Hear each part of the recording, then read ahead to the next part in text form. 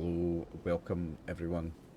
We're back. I'm RxOliver. This is the gang, and tonight we're playing Fear Itself: Invasive Procedures, Part 5.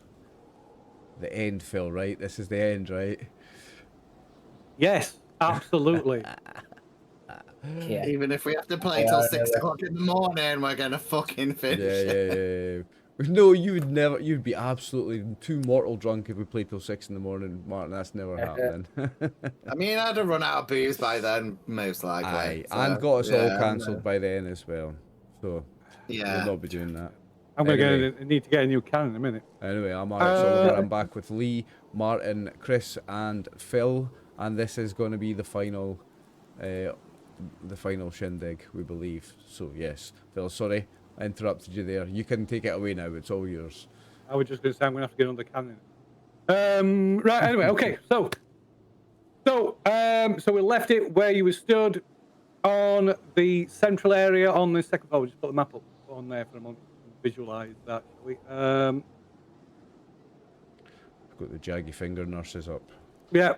So you were on floor 2 in the area, central area between the abandoned east wing and the west wing of floor 2, where your ward, where ward 2 and 3 is located. Of course, your beds are of course on ward 3. Got a couple of a few operating theatres, X-ray room. Just escaped the orderly, and locked him in the abandoned east ward. So from there. So it starts with a flicker.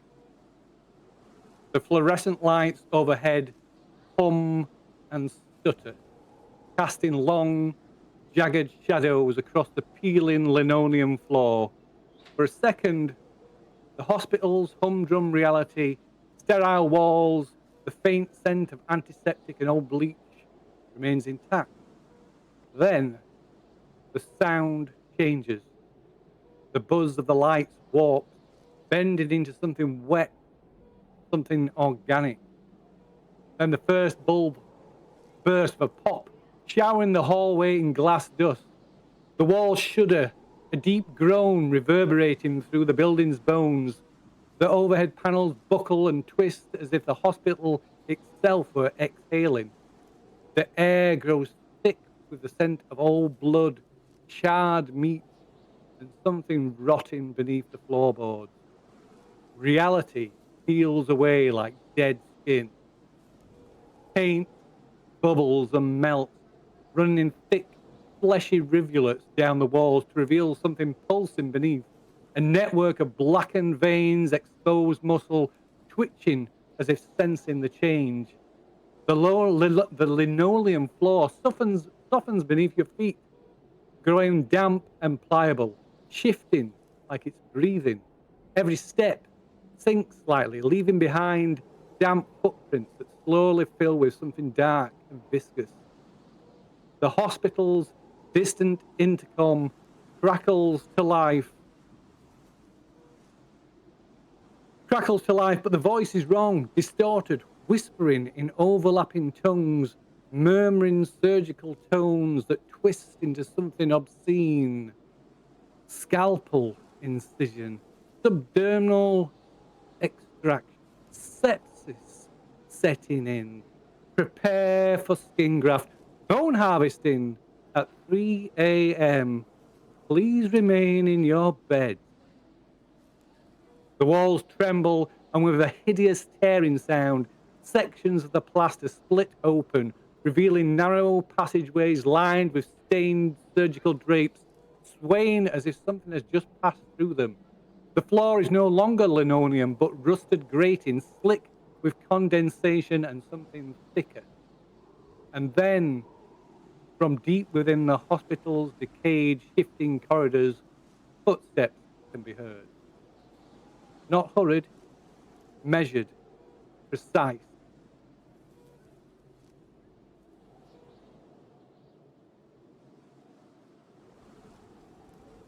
The door bursts open and a trio of night nurses stalk into the room. From a side corridor, another appears behind Nurse Dampier, sinking her needle fingers into her neck and drags her unconscious form away. So the three other nurses stand there menacingly, though they do not make any attempt to approach you.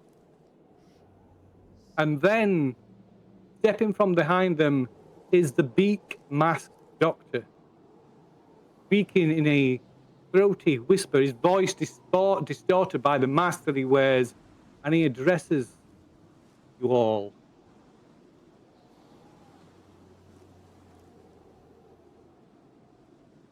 Tell me, have you ever heard of Henry Attila? Patient died from complications related to cervical cancer. She died, poor and forgotten. But her cells live on in every medical laboratory. I offer you similar immortality. The fruits of my research will live on forever. You see, there is a line of physicians and healers who have transcended death. They are artisans of the flesh. And tonight, I will join them. I shall prove my worthiness to them with this operation. The key to the outer black has gestated for 3 days, locked within the riddle of flesh. It is time to...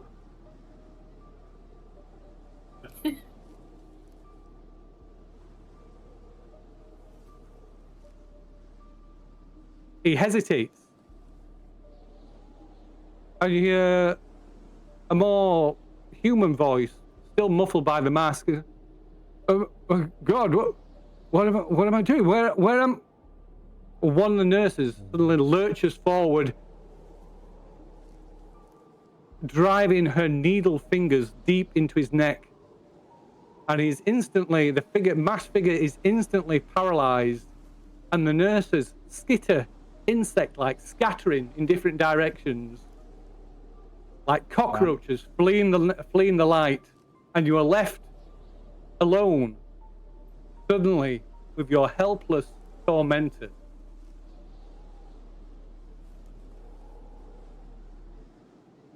So the doctor's just been jabbed by the nurse. Yeah, so he stands and there. they've scattered and ran away. Yeah, and he stands there just like swaying slightly, completely. Catch him. Otherwise, completely paralyzed. I'll go over and try and catch him. Has he got all his eyes and all his fingers? Because some of us could do with a few extra fingers and eyes. You're no stealing from the man. Body part. So you can't see his face because obviously he's got that like sort of medieval plague doctor mask on, and his hands. He appears to have all his fingers, but they are inside. He's wearing medical gloves. I'll try and catch him. He's wearing a surgeon's smock. Okay, so you catch him and perhaps lower him to the floor. Yeah, so it'd be nice. It'd be fucking that. You don't want him to bang his poor little didium head after what he's done. Did you not hear Did you not hear the man behind the mask speaking? There was the mask speaking, and then the man behind it spoke, and he was like, "Oh, what am I doing? What am I doing?" It's like these nurses are controlling him. He doesn't even know what he's doing. We need to get that mask off him. I'm gonna take his mask off, Bill. Okay. Okay, you take his mask off. Let me get rid of the get rid of the nurses. Yeah. Let me take his mask off. Dr. Drake. Oh, he's the handsome one, so we'll let him off. That's fair Dr. enough. Drake. If you're handsome, you can't do anything wrong. He's not done anything wrong. Is Dr. Drake's the young one, right? Mm-hmm. Yeah, he's the resident doctor here. The one that interviewed me. Yeah. Mm-hmm. And these mad nurses have got him doing these operation shits on us. He doesn't even know what he's doing. The mask is controlling him, or they're controlling him with the jabby fingers Shit. We need to. So obviously Haverley. This is Drake. So obviously Haverley's that. Haverley is the problem then. Not sure about that. Am I awake, Phil? Or, 'cause What's I your think I opinion? would- Yes, I would say I will say that you will have come. Yeah, you when this happened, you'll have come round. You'll be conscious. But Drake Okay. Drake helped us escape as well the last time. And I think he's either one that helped Beth as well, or like maybe helped her from something. I think he was the one who helped the little girl, Beth. So Maybe all it's the- around you, from the depths of the hospital, you can hear screams and monstrous, inhuman roars echoing up and down the hallways. Screams and No, inhuman no. roars. What's happened? Did we destroy the things? I'll get right. Okay, I'm gonna try and No, wake. I'll be like, Wendy, we didn't do shit, but we're still alive, and I'm more pregnant. Dr. Drake's the mask doctor, but he doesn't know he's doing it, and something's controlling him. Those mad nurses are controlling him.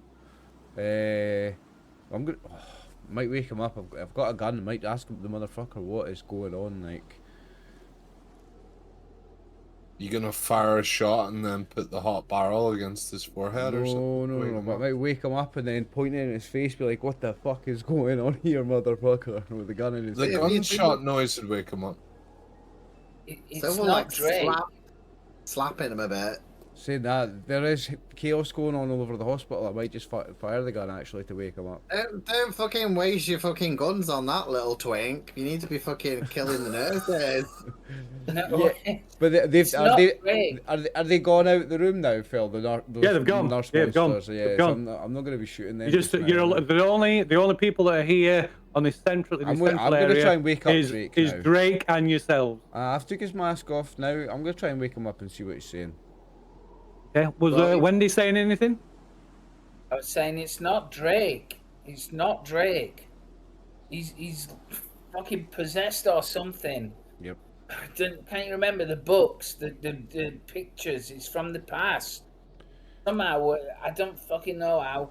We're not where we were. He's just like us. Do you think it's Haverley? Do you think it's Haverley is doing this? I don't bad know. shit? I don't know what the fuck's going on. I think All so. I know is Well- we've got to get out. And the reason Drake's doing it, like we discussed earlier, Drake's being forced to do it and doesn't complain because he's got. Remember, Haverley's got something over him. Remember, he like knows something about him. Can't believe that it is Atherley, but I don't know. Dr. Atherley's been all right with me. That's all I do know, but I can't deny that he's involved somehow. I bet, Wendy, you're sus anyway. You can't remember shit except you can remember. Oh, but somehow you can remember Haverley that you love him, but you can't remember nothing else. You're sus anyway.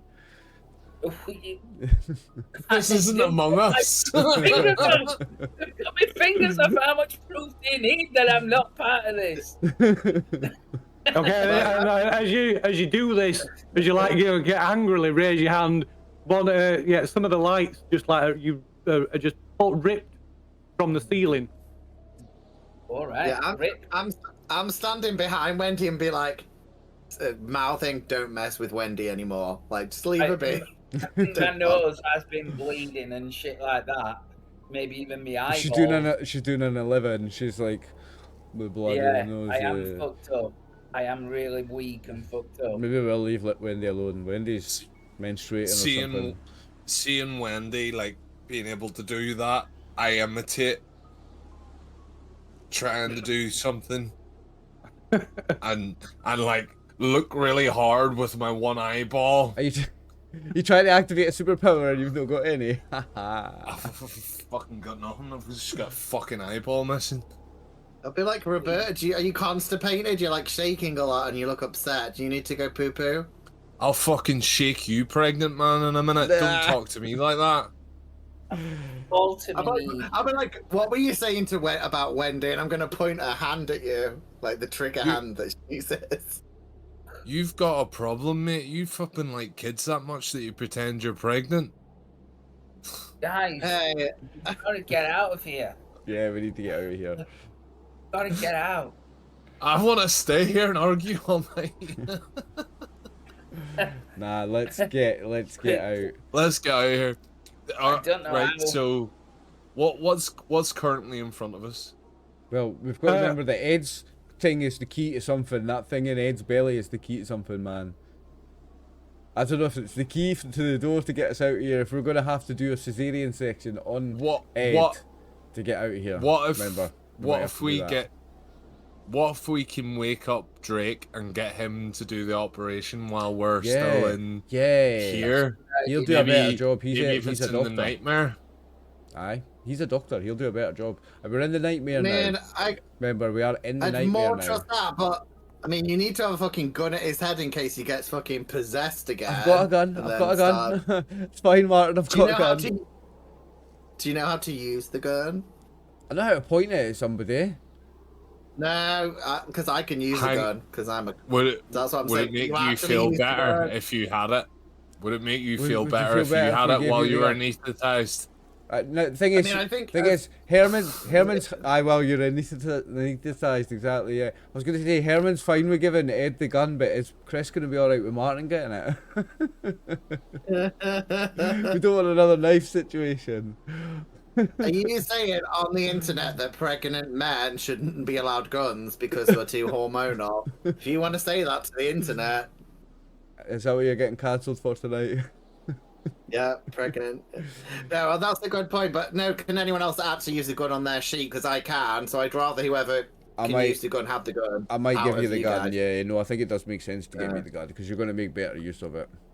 Can I give him the Plus gun? you can take it off me once I'm getting my insides taken out as well. I don't think. Yeah, It'll be too if we do difficult. get to that point, I'll take it back. But I can give you the gun just now if you want.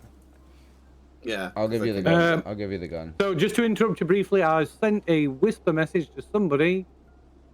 I'm not telling who, but yeah, somebody got a whisper message with some important information. It's not me. Well, no.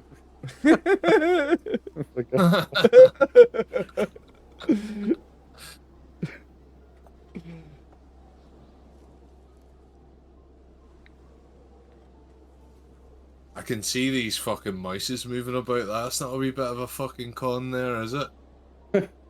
So once you realise, once you've seen it, if you can send me a whisper message back. Thank you. Very good. Right, anyway, so I was interrupting you. Pray continue. I can't. I forgot what I was saying, Phil. You ruined it. What's currently in front of us right now? So currently you are stood. Let's go back to the floor Ed's plan. pregnant belly. We need to do something about that. I think that thing Dr. inside him Drake is the key to get us out of here. And Dr. Drake's with us, anybody's unconscious or something, right? Yeah, he's totally out of it on the floor. Has So- Roberta got any drugs left? Can't we drug him up a bit to keep him calm? I was about to say, I'm pretty sure earlier when I was in the medical theater, I was able to get adrenaline in the off chance that we were anesthetized again. Do you want me to use preparedness to ensure that I have it with me? Yeah, okay then. That is a reasonable use of the skill. And there we go. Yeah, you have indeed. You have got an adrenaline shot. Okay. So, so this is where my skills will come in handy because I am very good at jabbing up. Nothing. Yeah, slapping the wrist. I do have a medic, so should I use the medic to make sure that I don't fucking like put it in his eye or something? And it actually if you've got, I mean, if you have points in something, it means you are competent at that particular thing, almost to a professional level. So if you have a point, even 1 point in medic means you have a competent level of medical I've got experience. 3. Wow. So yeah.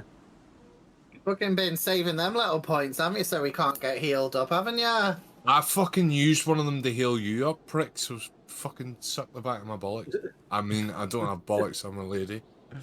I'm a lady. Oh, I've got cancelled now. Right, so,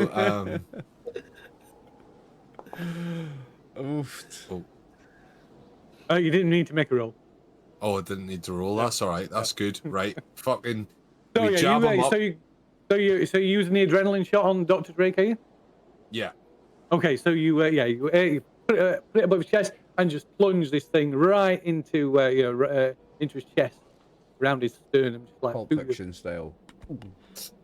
Can we maybe I love that we didn't try to give him a wee shake and go, Dr. Drake, can you wake up, please? No, we fucking stabbed him in the heart with adrenaline. Can we like tie him up a little bit first in case he fucking freaks out and starts going all plague doctor? Too late. Too late. Should have said that first, Hank. It is a bit late now. We've got a gun. We can keep him calm. I've got a gun. Like, shut up. Yeah, we've got a gun and we can all push him down in case he goes crazy though between us. We're all sick. Okay, stop working against us, Chris. I know. Whose side are you on? Yeah. How much is he paying you to be a plant? So there's for a moment nothing happens. Then suddenly like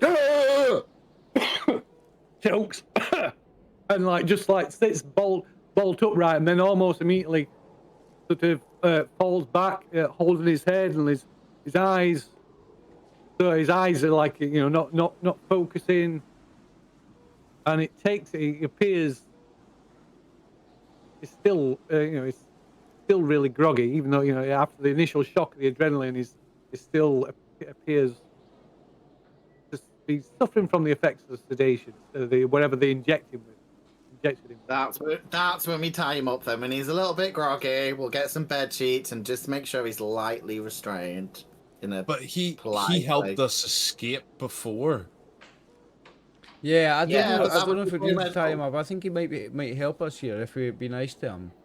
Chris, I think you're right. I think we'd be nice to him. Yes. I don't think Drake is the problem.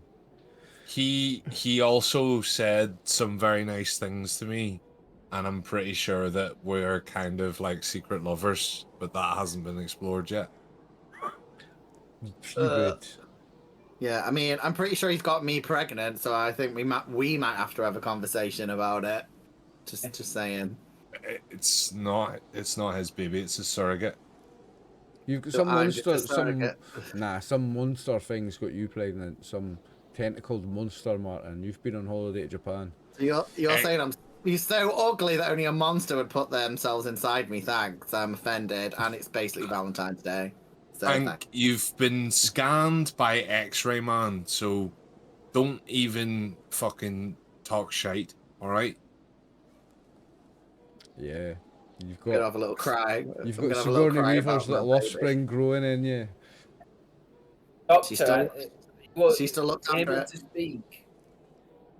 Okay, so he kind of looks up, looks around. What's happening? Why are you not in your beds? Why are you not on the ward? Why have you not got your mask on, Dr. fucking Weirdo? My mask? Your mask. This mask, I'll hold the mask over. I'm like, what is this all about? Are you part of this shit? What's going on? See what he says. Kind of like sits back, moves back, jerks back away from you. Is this another dream? What's going on? And he kind of seems to take in the surroundings around him and looks like suddenly picks his hands up off the like filth and blood and grime on this rusting metalwork floor. What's going on? What is this place? Is this more nightmares? I hold the mask in Kind front of of grab him. his lapel. I'm holding the helping mask in him front of him, say Phil. exactly. Does he seem to recognise this thing as I'm waving it in front of his face? Is there a look of recognition, like he knows what it is? Oh no, sorry. And when did you say she Sorry, was doing? everybody. I'm grabbing his by his lapels, hauling him up, and saying that's exactly what it is—a nightmare. Obviously weak as fuck, so I can't do it strongly. I'm Oh, just Wendy, I can heal you as well with the whole medicine thing if you want. I think you get 2 hit points. I've got 1 left. I think you get 2 hit points left if you want them. Because you're pretty weak, right? Aren't you? From Can you Yeah, hurt? if you're spending the time to administer it, Yeah, it's not instant. You have to spend time to do it. all right. Well, if we've got time, I'll do it because I think Wendy, we need your powers for later. So if you've got a little bit more, but yeah, deal with this scene. But ask me if you want it later. Wendy's the hand. You're the key. I'm the eye, whatever the fuck that is. So what's fucking that girl over there fucking doing? Drugs. That's her role in life, to do drugs. Yeah, Well, yeah, who got the short straw? So, fucking Dr. Drake is freaking out, would you say? Like, Yeah, I would he's say having so. a wee- Yeah, yeah, I would Okay, say so. so I want to use my interpersonal skill reassurance to advise him that he's been here before, he's helped us escape, he'll be able to do it again. We know that he isn't part of what's happened in this nightmare, and yeah, we need him to take control of the situation because we're sick. Hey, as you look at him, look him in the face, and talk to him, and trying to reassure him, it seems to calm a little bit. But this can't be real. These were just dreams. I've been having these dreams now for weeks. Dreams about weird medical experiments and that patient up on the psych ward, Gavin Langley, some German textbook from the old library, something about a hand and an eye and a key. But oh God, in those dreams I did horrible things. I tried to stop myself, to restrain myself. I just couldn't. Terrible things I would never do. we know. Listen, we can't stay on this corridor. We've got to find somewhere, the theatre closest here, because we're in the foyer bit, aren't we? Yeah. So yeah, you can. Well, yeah. Well, you're here. Yeah, in this. We need in an this operating central room. We need to get this key out of the head. Yeah, it's really important. There's something inside Ed. Can we get some nice sterilized equipment as opposed to I've doing it got with sterilised equipment. Yes, don't worry. Okay. Rubs the scalpel sideways on his. And lead him towards operating theatre. Okay, so you're going into the operating theatre. Are we in agreement? We're all cutting Martin open, aye? Yeah. I think before You're we giving me the fucking gun. I mean, if you want to fucking start cutting me insides out. Before we do, Herman, you still have the mask, right? Yeah. No reason why I wouldn't not have it. I was holding What it is seconds the- ago. What does it feel like it's made out of? Is it leather? Well, Yeah, it's leather. Yeah. It's leather, right? Okay, Like- so it might, Yeah. because I was potentially thinking that maybe I don't know an awful lot about occult, but I know a little bit, and I know that certain items can hold power. I wouldn't be fucking talking shit when I say this. No. So- got pointed in a cult, so you're not quite knowledgeable about the cult. So I think if possible we should destroy that mask, because that'll potentially keep Dr. Drake on our side. I don't think it would. Because I don't think it could do any harm to destroy it. It's worth a try. I'm just concerned about staying on this corridor in case them fucking nurses turn back up. Or lurch. We need to Okay. get somewhere we can defend. So as you're saying this, do you notice you see movement from one of these side corridors that kind of like split, that are like torn in the flesh walls of the corridor. These completely new corridors that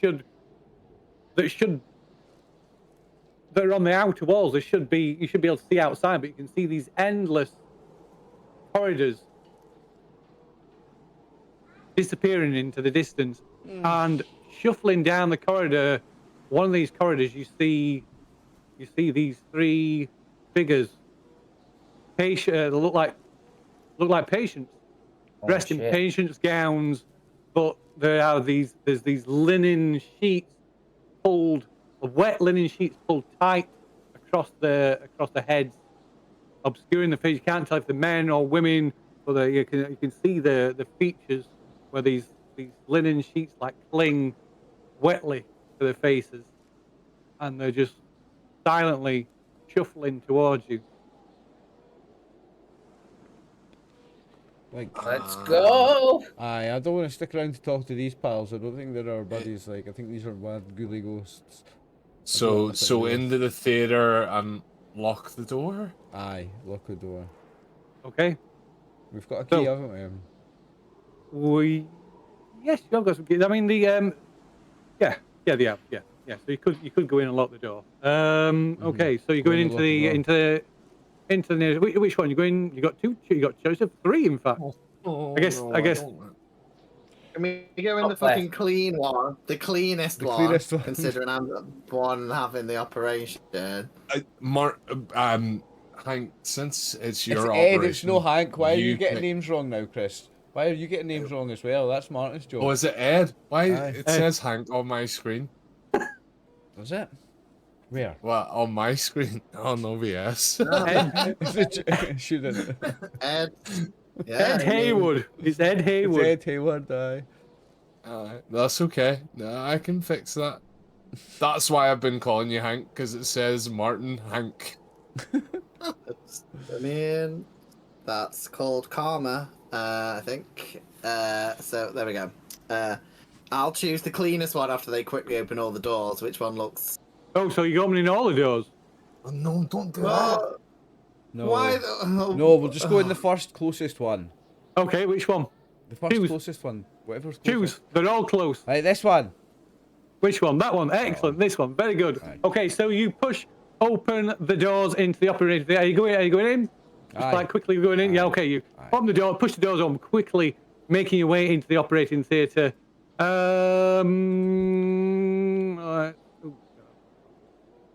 Right, okay.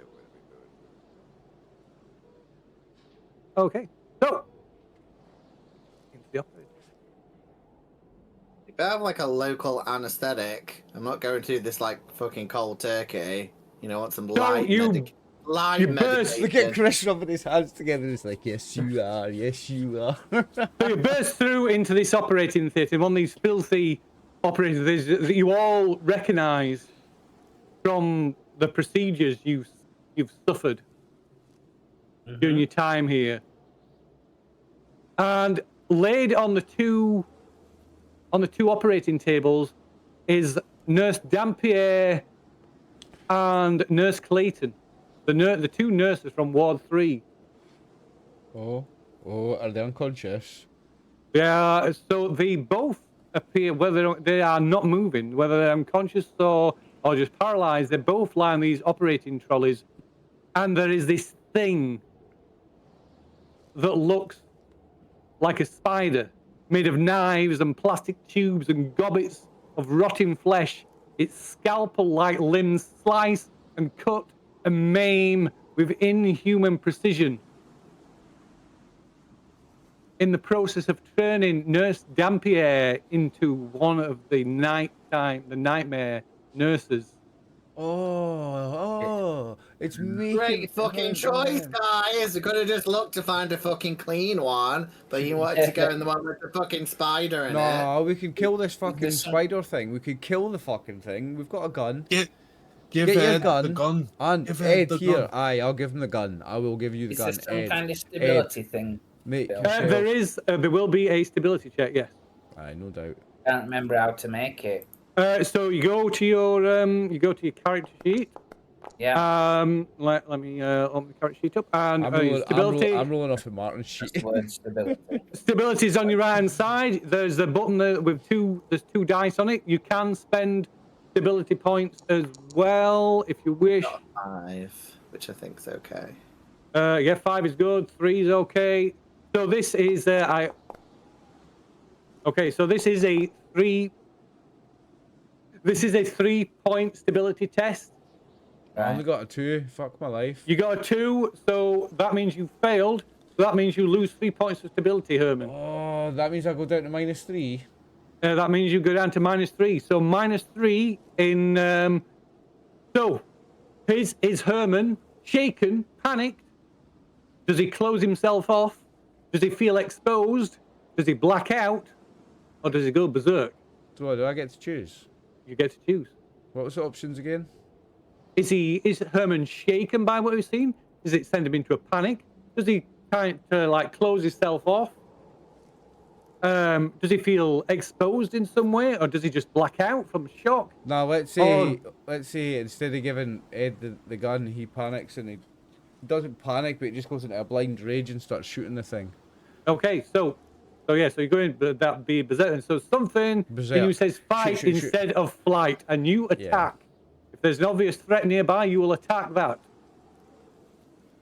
So you start shooting then. Yep.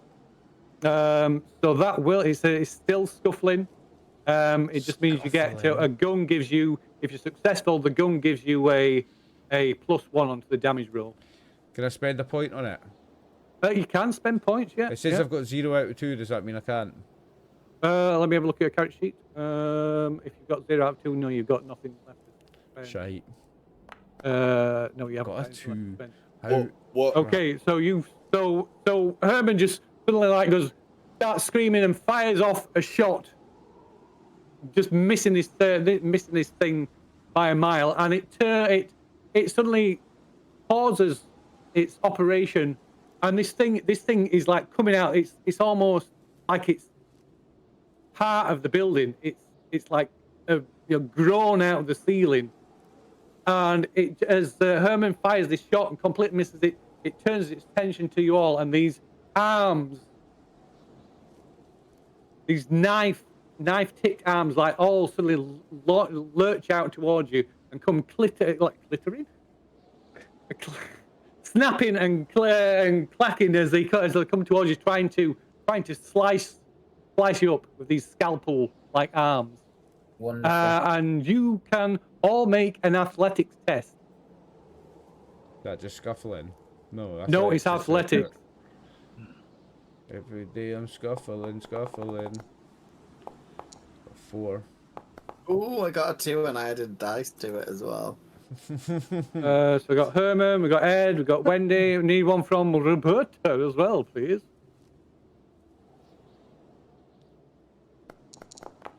Okay. Sure that was hard. Did anyone else get the? Yeah. It really didn't fit the mood. No. So yeah, this thing it just launched itself at you. Like I say, these arms extending, lashing out at you with these blades, and it cuts, slicing into Herman, Ed. Oh. Herman and Ed, you both take 1 damage. Whereas wow. Wendy and Roberta, you managed to duck out of the way, forcing you back out of the doors. Oh, so we have left this room altogether. Yeah, unless you want to. If you want to stay in the room, you will take damage. Fuck that! I mean, No, I'm pregnant and you won't get the key out of me. No. Yeah, try another room. Did Dr. Drake dodge it? That's a good point. Good point. Dr. Drake. I haven't rolled for Dr. Drake. Yeah, We're not good saving point. those nurses. Like. Dr. Drake. There you are, Dr. Drake. We don't know if He, they might be dead already anyway. We don't actually know. Well, I think so. It's turning them into those monster nurses. okay, yeah, no, Dr. Drake takes a hit as well. I do want to Oh, do good one. something. Yeah. Yep. As we get outside, I'm gonna kind of like extend my arm like I'm grabbing something, and then crush like I'm crushing, and certainly like wrench. So the idea is that I'm aiming for like where it's attached to the ceiling, like all the tubes and veins and stuff like that. Something off. Trying to grab them and wrench them out. Okay, 1 second. And when you're doing it, I'll look in the direction of it as I'm doing it, in case the eye helps the hand somehow. Because you're the hand. So each time you do this, it costs you a point of health. The more health you spend, the more powerful it is. Yeah. So how much health are you spending on this? I'm gonna spend 2 health. 2 health. Yeah. Okay, so you could it does nothing. It does nothing, and you will have to make and you will have to make another athletics check as it responds to this. It clearly feels it, and it responds lashing out at you. It's these arms extending way beyond, long enough, able to extend way beyond the boundary of the room. Okay, and yeah, it slashes you again. You take another point of damage. I'm on my knees, definitely. Like bleeding from orifices and everything. Puffing blood. All sorts of stuff like that. Oh, minus 11 health. Yeah. Minus Oh my 11. god. Minus 11? 2 more health and you're dead. Yeah. How long does it take to do a medic check to help heal her? Is it like? So it'll take like 5-10 minutes at least. I think it might be worth trying to get in a safe room and help Wendy out a little bit. Minus 11 health. Minus 11. When did that happen? Jeez. Well, when I choked Lurch out and I thought we were going to finish him off, and then we just didn't. Shit, we need to attend to Wendy. Yeah. Attend to So Wendy. let's just get in the next door. I'm picking the next one. So is the one to the south an operating room? Can we go in that one? But if there's a fucking spider creature and it can be like briefly open the door, look, check for spider creatures, and then not go in if there's the massive creature there. Yeah. Okay, just give me a moment. I just need to check because there are some. So there are some penalties for being in negative health. Not able to walk, I dare say. And the rule book is organized quite badly. While it helps. I mean, we can drag you on the floor. I mean, I'm pregnant, but I guess if I need to, like, slowly drag you behind me. Okay, so you are seriously wounded. You need to make a consciousness roll. Okay. Which is what is that? Consciousness roll. It's been that long, I can't remember what it is. I think it is. It's health, yeah, probably health roll, yeah, maybe. Oh, there you go. So yeah. So you remain conscious. Easy for Wendy. Yeah. Oh yeah. Before we forget, we make sure that door's fucking locked because remember that spider creature like wandering out. So lock the door. Okay, so whether or not you maintain consciousness, you are no longer able to fight. Until you receive first aid, you will lose an additional health point every half hour. A character with a medic ability can stabilize your condition by making a difficulty 3 medic test. However, they can't restore your lost health. Even after you receive first aid, you must spend some time convalescing in a hospital or similar setting.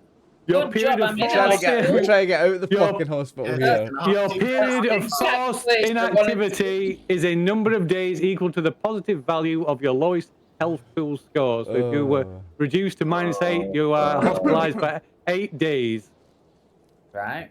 So basically, you can barely move. You can't fight. You're too ill to fight. We need to And get unless fed. you receive medical attention, you will lose more health. But you can't gain health. But we can Dr. Drake, stabilize her. Dr. Drake, can you stabilize Wendy? She's bleeding out on the floor. Come on here, man. There, Maybe sort he it can- out. Okay, so yeah, And there so he goes. I'm not actually a medical doctor. I'm actually a doctor of I'm a science. vet.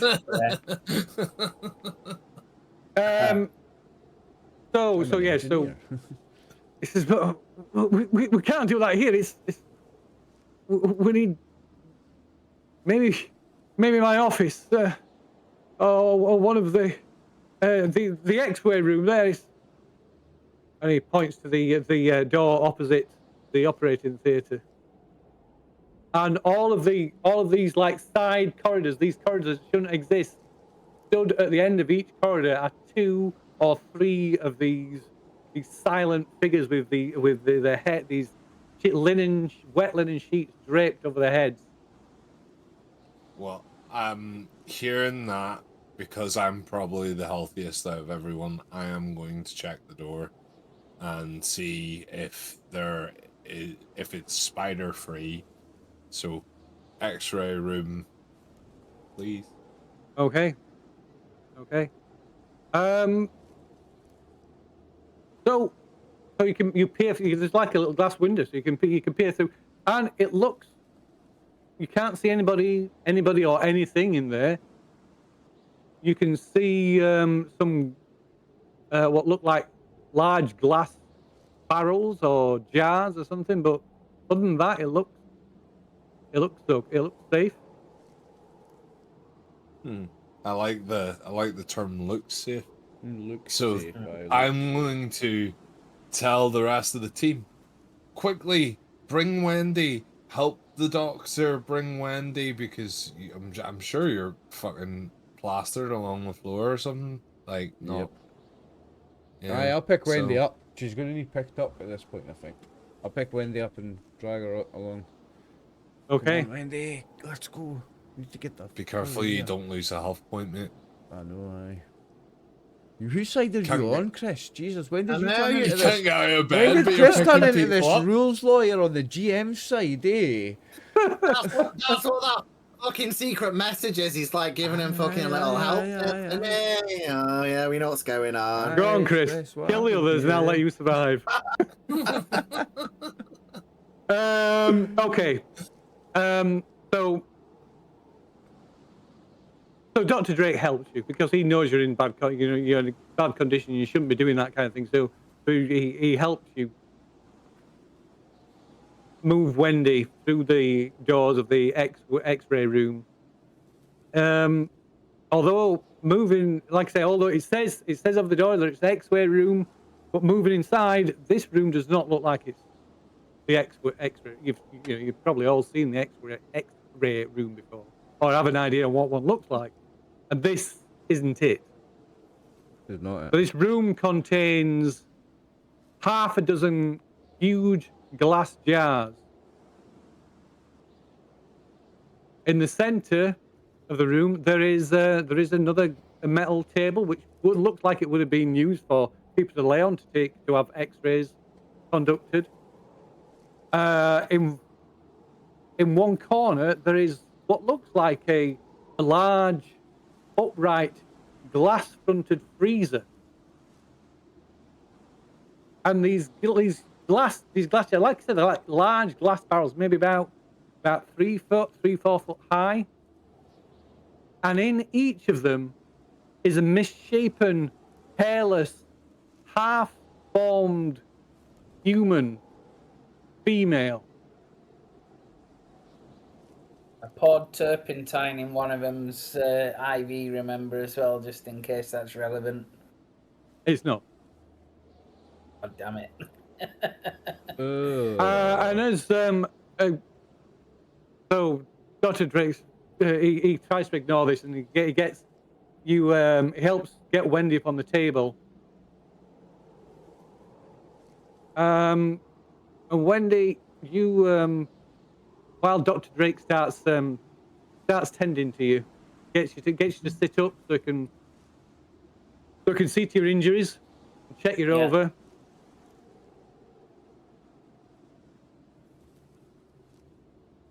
You're looking almost directly at this tall, like vertical freezer, and you can see there's somebody inside it. I'll try and warn people. There's someone in there. There's someone in there. Ed, Ed, you've got the gun. Ed, there's somebody in that freezer. I'll open the door and you get ready with the gun. Okay. So you open the door. I mean, you can't see. It's glass. It's glass with the door, but it's all covered in frost because you can't see properly. You can see there's somebody in there. So you open it up, and inside, dressed in clothes that look to date back to the 1920s or 1930s, is Wendy Shaw. Wendy, who's with us, like, Yes. you know, sick. Yes. Can I close the door and then look again? Wait a minute, wait a minute. Make sure it's the same one. Wait a minute. So yeah, you say, well, close the door on that and double check. And it's then that you notice these misshapen bodies in these glass barrels bear a striking resemblance to Wendy Shaw as well. If I poisoned everybody, I think I poisoned Ed. They're clone Wendy's. He's saying it. He's making clone didn't Wendy's. poison me. Oh shit. But like, Wendy, have you got a couple of sisters you didn't tell us about from possibly the 1920s? I know you're busy. I know you're a bit busy right now, dying. But if you could just fill out this form about your family history. Family history. So you can all make a 1-point stability check. Wendy, you can make a 3-point stability check. Don't forget, you can spend stability points to add to your thing, but you don't want to spend more points than you are going to lose. I got a 5. Okay, nobody loses any points. I haven't lost a single point of stability all game. Check you out. Yeah, considering how psycho you haven't lost a single point. Yeah, but you took a shitload of drugs as well, so you've been like chilling out for half the you're game. cheating, taking all the drugs. You're cheating. Yeah, you're cheating, don't count. Plus, you might be sleeping with the DM. We've not decided that as a group, but there's definitely some messages going around that we need to check into. Yep. I So, believe these are clone Wendy's. Well, I'm blaming it on Wendy now because I'm like, clearly, Wendy, you've got some explaining to do. We need to burn the whole place down, eh? We need to get those kids out. So maybe this is why Wendy. The Wendy's kids. The Wendy's kids, maybe. Maybe this is why Wendy can't remember anything, because Wendy has just been born out of a test tube up here in our nightmares, and that's why she got brought in. I'm sorry to tell you that, Wendy, but that's probably why you're totally unstable and bleeding. But Wendy, have you seen any of the Resident Evil movies? It's kind of like that situation. And who was it? Who was it found you, Dr. Haverley? No, I went to the hospital. I woke up on a bus. It was nothing to do with this. This is not real. I woke up on a fucking bus. I went to the hospital, and Dr. Abigley saw me at the hospital. That's all. and as you're saying this, you, unbidden, you comes a memory of this room. You recognize this room.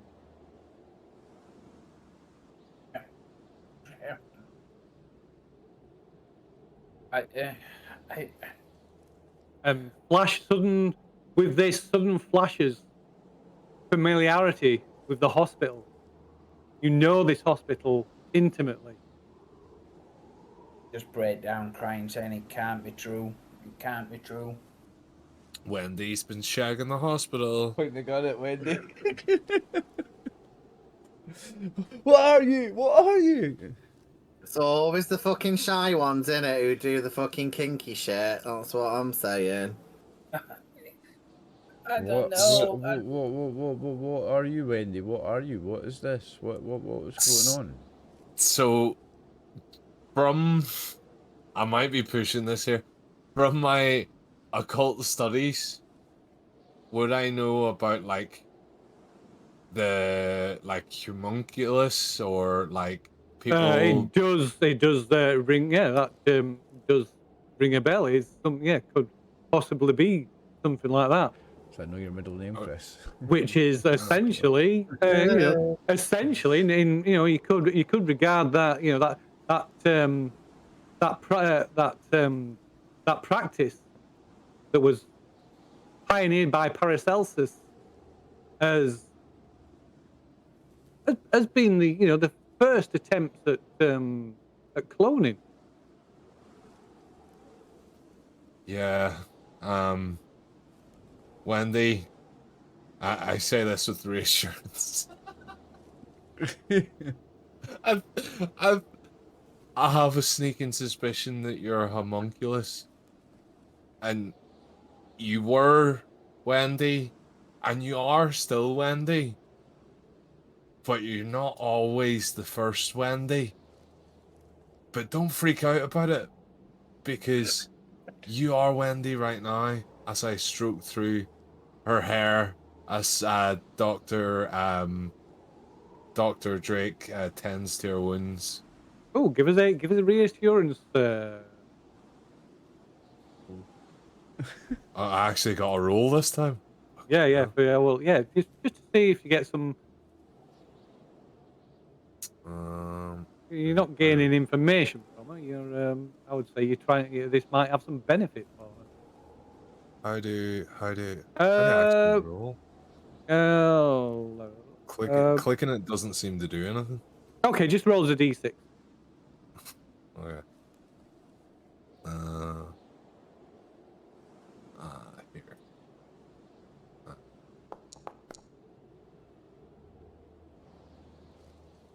Okay, yeah. So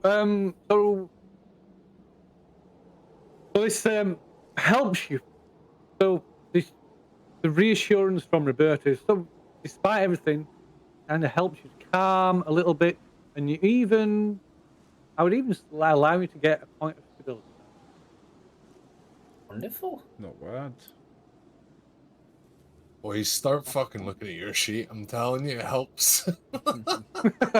Yeah. Did you just cotton on to that with the whole RPG thing about looking at the... Looking at your No, skills. because like, see that fucking time we were in the library, I was just going through here and I was like, oh, I can use all these things. You guys aren't using your things. No, never. We are. Just because you learn homunculus and the other word, don't be fucking getting grand ideas, mate. Okay? know your level and keep to it. Oh, okay, no worries. No It's problem. you're level 3, and that's in D&D. Okay, so Dr. Drake finishes patching Wendy up, so at least you won't bleed to death. Yeah. Can I check the other Wendy's for like tags, like and to see if they look like, you said one looks like 1920s, like does one look like 1950s and one looks like no. So the one in this freezer compartment, what is essentially looks like a freezer compartment, is still like fully dressed, and the clothes look like they're from the 1920s, 1930s. The ones in these glass barrels are naked and deformed. They're not fully formed, those ones, are they? Oh, so on the plus side, Wendy, you might just have one full clone, and then a couple of like maybe disabled sisters, and then you're like the other one. I don't think so, Ed. I'm trying to be nice. She's had a rough day, I think. I know, but I think that the 1920s one might be the original Wendy. Yeah. And yeah, and I think that the other two in the the disabled sisters, buckets as you so nicely put are- it, Martin. are the ones that And we're the keeping our ones voices. that didn't work. We're keeping our, Yeah. we're We're not talking so Wendy can hear us because I don't want her to go insane after getting that sanity point back. Yeah. Oh. I think that the other two are failed and Wendy was successful, and the original is in the freezer. Yeah, I agree. Oh shit, do you reckon I'm pregnant with some weird mutant Wendy baby? Have I got another Maybe. Wendy inside Maybe, me? aye, it would make sense, Is she- like. Uh, Or Wendy's rough the day. father of your baby, somehow. Can you use my eye to see if it looks like Wendy? Your eye. Can I scan It's the my baby? fucking eye. Can I scan the baby to see if it's got Wendy's nose? and we're in the X-ray room, could I not X-ray it and to see It if could it be looks X-ray the baby Wendy's to see if it baby? looks like Wendy. There's no X-ray equipment in here. Can I use my X-ray eye? You don't X-ray babies, guys. Come on I here. know, I know. Yeah. It's What, you want to use the ultrasound. eye? I want to use the eye. Okay. Does it look like Wendy? Okay, so as you look, and how are you looking? Explain to me what you're doing. How are you doing? I open up my third eye, Phil. Uh-huh.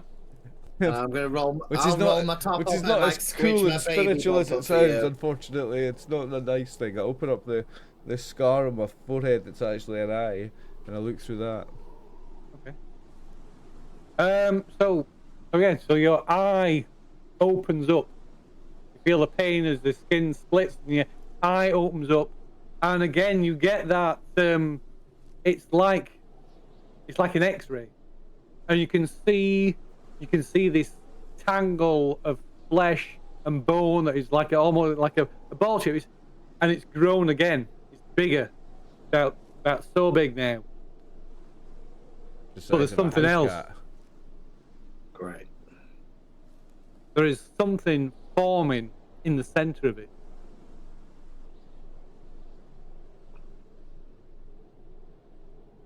Something forming in the center of Yeah, it. Forming in the center of it. yeah, in the center of this like mass of twisted So flesh. there's the Wendy is bigger, and there's now a Wendy inside the Wendy. No. You're looking at Ed, aren't you? Aye, but it's called Wendy the baby. And I- now it's got I an think- extra I little think you Wendy might- inside it. There's no baby. There's just this Yay. ball. There's just this twisted ball of flesh Is it like a and tumor? bone, Like a tumor? like a tumor. But there's something forming. There's something forming now in the middle of this this Is it a tumorous mass. Is it a hand? Is it an eye? Is it a baby? None of those things. It looks like a key. I was just gonna say, is that a What? key? Oh, we gotta cut him open. We have to cut Ed open, but guys, I can see in my What? X-ray eye. I can What? see it's actually a key inside him. And as you look more, you look closer. It becomes clear. The image, not just like an X-ray kind of like a negative image. It becomes clearer. As if you can see through the walls of flesh. You can see all the veins. You can see through the like flesh of this mass, and you can see this bone key that is forming from the fragments of bone into a heart-shaped key. A heart-shaped key forming. I should wait until it's finished forming. No, we don't want to take it out early. Oh, it seems to finish. Oh, it's formed. Right. Yeah. I think we're a bit busy. I think we can take it out. It's my body, my choice. So I would like it to go now. You're killing me, Martin. You're killing me, Martin. Before you close your eye for me, Herman, by any chance, could you have a look at the other things in the room that we've discovered? Yeah, well, the other Wendy's, you mean? Aye. Aye, if you want. Do you want a wee X-ray scan of the Wendy's? I'll do that, Phil. So there's nothing unusual about it. Okay. Okay, but we need to Just get Ed the- up on this operating table and cut him open. Get the key. Well, It's a key. that's a good job. We've got a doctor here, isn't it, Drake? Come on, Drake, get a finger out. As I slap onto the floor, I said, "What about me? What about me?" You've not got a Sorry. key inside your belly. There's plenty of fucking Wendy's in here, so you're not Yeah, we've special got now. spare Wendy's now. We're not bothered anymore. Spare Wendy's. And No, Drake, sorry, go on. No, go on. I was just saying, I reckon I can gestate for another 10 minutes if you want to fix Wendy up. I'm happy for that, yeah. Can you hold on another 10 minutes? Yeah, get the key a bit bigger, I'm happy. Surely there'll be like a gurney or something. There is. Yeah, that's what Wendy's laid on it already. A minute. Yeah. Move over. But not be like a wee spare, like Must be another one. I don't know. No, just the one that Wendy's laid on. So Wendy's not, she's not incapacitated. Surely we can fit them both on one gurney. Well, Move along. I will edge off the bed. I'll say no. Get it out. Get it out. See, like, when childbirth, sometimes, like, you don't have the best situation, and some people, give birth at home in the bath and things like that, like, the floor might be an option. Do you want me to just like squat? Do you want me to just squat in a ditch like olden days and just hope for the best? Just see how things go. Well, no, because we don't have it. Like, You could we ask. discussed this. You could ask No, old we discussed Wendy this, who Ed. they used to do it. Squatting's not going to work, Ed. We discussed this. You don't have a birthing canal. You can't shit it out. It's not going to work. We have to cut you open. You're going to have to be lying down. Right. Well, I'm happy for Wendy to lie on the gurney. You can't just and get healed. breathe, and go, and everything will be okay. It's not like that. You don't have a uterus. It's not going to work. Well, we're gonna see what happens. I'm not gonna take advice for someone who doesn't have a uterus or is uterus adjacent. So when Dr. Drake has already tended to Wendy, so Wendy's all stitched up and patched up as best he can. All right, well, I'll just like Am I no shove her off longer the going gurney and be mental? like, fuck off, bitch, it's my turn now. Wendy, you're done. You need to get off. Wendy We haven't gets got off time the to fucking- gurney and loses a point of health and has to get back on it immediately. Yeah. Yeah. No, let's So get as you're talking about this, and as Herman, as you reveal your eye, this look of realization, of truth dawning on Dr. Drake's face, and the hand, the eye, the riddle of the flesh. I dreamt of these things. They're true. I remember dreaming about them making tools to accomplish some great work involving a key. The key is supposed to open up the way to something wonderful. Yep, and it's inside me, so Yeah. can I borrow some of Roberta's drugs just a little bit because I don't want to overdose and die, just to take the edge off while you cut my key out of me. I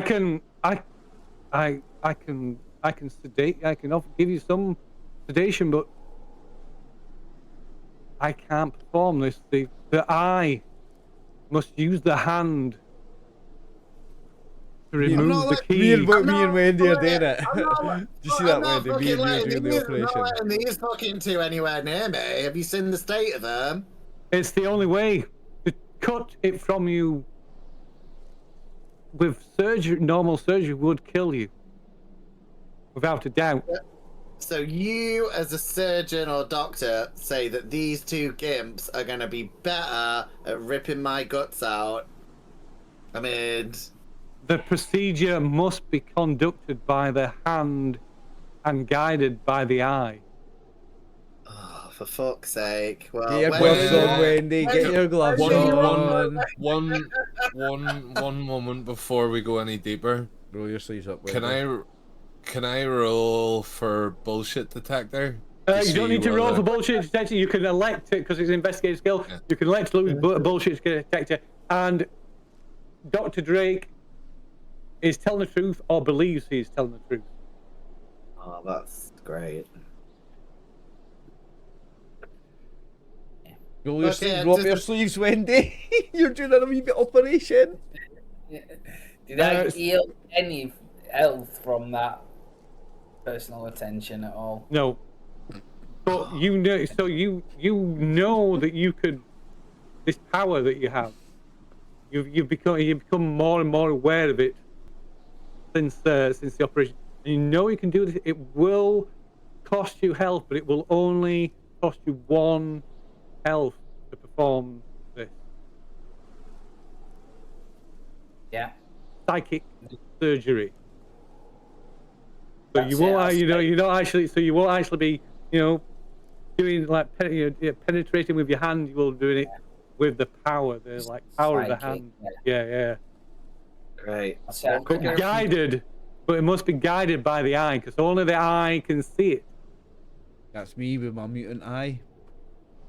listen to me. I can do this. But you've got to promise me you won't leave me. You've got to get me out of here. This is the way out, and I don't want to die here. I'll promise Wendy, because that's my special power of helping people. Well, lying. Yeah. Yeah, I promise you. I promise your I'll Gonna get risk spend you it away. on a bullshit detector.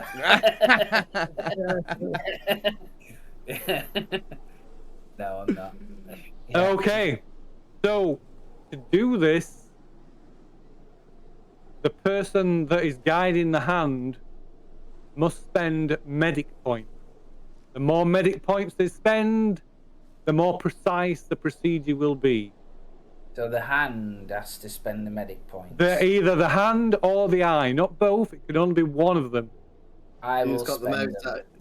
Who's got the most out of you two? Most what? Me Health will points. spend them. Health Okay. points. Sorry? No, medic point. What are medic points? Yep, I've I got will 4. spend them. It's the medic skill. So I can tell you who's got the most because I've got a big sheet that shows. So medic. Herman's got 6. I've got 4 out of 6. Ah. 4 out of 6 it says. Oh, you've only got 4 left. Right, okay. So yeah, Herman's got 4. And Wendy's got, so you both got 4. So Okay. I don't mind. You guys duel it out, but don't fuck it up, because I will come back and haunt your nightmares if you kill me. As will my children. Well, you're the hand, My Wendy. key- You my- can make the roll. Yep, The I'm gonna hand spend makes them. the then. roll. okay, so you spend the 4. Whoa. All right. Have you killed me? Ah, you did. Yeah. That's it. Am I dead now? Okay, well, let's couldn't take that have done roll. any better. No, Oh, I you, think that- well. Anyway, didn't actually need a roll. It was just about the Oh. points you spent. Oh. So Dr. Drake administers what sedatives he has to hand, which is which isn't great. He applies some that'll numb the area, and some to sedate you to some degree, but not enough to render you unconscious. Mm-hmm. Oh, great. And Can I so- have like Roberta trying to distract me by saying like, "Oh, are you going anywhere nice on your holidays?" Or, "Oh, your hair looks nice." Roberta's Yeah, actually a bit distracted at the moment, because she's gonna roll for Filch, because she noticed that he has more drugs. Steal drugs again. So yeah, so as Dr. Drake is administering some sedatives to Herman, Roberta said. to Ed rather, One for rather, Ed, one yeah, for me. One Roberta, for Ed, one for me. Roberto lifts the rest from his pocket. Right. No. So Herman, as you open your third eye, and it opens wider, so wide that it begins to protrude from your forehead.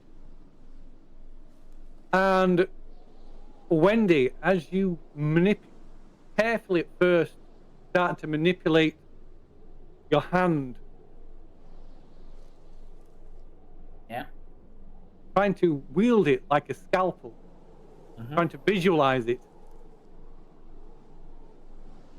An incision appears along Ed's stomach, and it makes you, despite the sedatives and the Dr. Drake numbing the air, you feel the pain, and you take a point of damage. Is that me, I presume, because I'm the one having it ripped out? Yeah. You take 1 point of damage so far. I'm okay. I've still got a few health points. I'm pretty burly.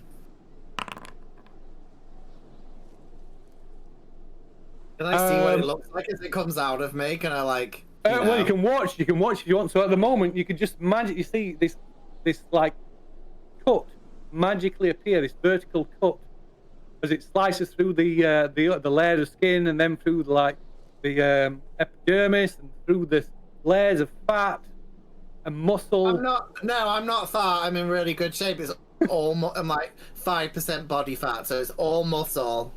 Through the 5% of body fat, it slices through. Yeah, 5%. Yep. Okay, and you take another 4 points of damage. Fuck off! You just said it was 1. It was for the initial cut. Another 4, so 5 so far. Oh, so another 4 puts me at 1, 2, 3. And then no, and then talk to someone else. I'm at 0 now. And then Wendy, you use the hand to prise apart the flaps of flesh to expose Ed's bloated stomach, and you slice through the outer wall of the stomach, somehow managing to stem the bleeding, even though you're not touching it, and exposes this twisted mass of barbed flesh. Wow. And then you begin to cut and tease apart these wrapped barbs of flesh and jagged pieces of bone, cutting through layer after layer, severing arteries and veins that have become that are feeding into this thing. And you lose another 5 points of health. And you can make a health check to see if you remain conscious. So if I take another 5, then I'm at 1, 2, 3, 4. I'm at -5. Yep. And I have to do a what? You need, yeah, it's health. It's basically a health check. You roll on health. It's something in general, I think. Okay. Oh, I think I've got some points in it. You can spend points if you want. Health. Oh no, it won't let me. I think maybe no, I haven't got any. I thought I had, so it won't let me click them. Maybe I use them. I think it pulls it from whatever your health actually is. Yes. No, so it's changed. Yeah, so it's Yeah. it's So Ed passes out. Oh. Right. Okay, and so you. So there's blood pouring from this open wound. You can see this ball of flesh, and it starts to be peeled and cut and torn apart. Perhaps not quite so delicately now. And then inside this mass is exposed a perfectly formed key, a heart-shaped key made of bone. Although it's still like attached to the, like there's like kind of fragments of bone, almost like model screws attached around it, and like bits of flesh attached to it. And so you have to cut and tear it free, and Ed takes another 3 points of damage in the process. Fucking, I mean, clearly I need to be sleeping with you because quite a bit. Yeah, welcome. That's brutal. I've got And you pull. -8 now, which I guess I'm still alive. You are still alive. So and then you manage to the key floats free, and then with from exhaustion you relinquish control, and it clatters to the floor. Dr. Drake rushes forward and begins trying to stitch Ed back together as best he can with the limited medical supplies that are in the room. I'll bend over and pick up the key. Okay. Yeah. I'm passed out, so. Yeah. Yeah. I'll probably collapse on floor after operation as well, like exhausted and knackered.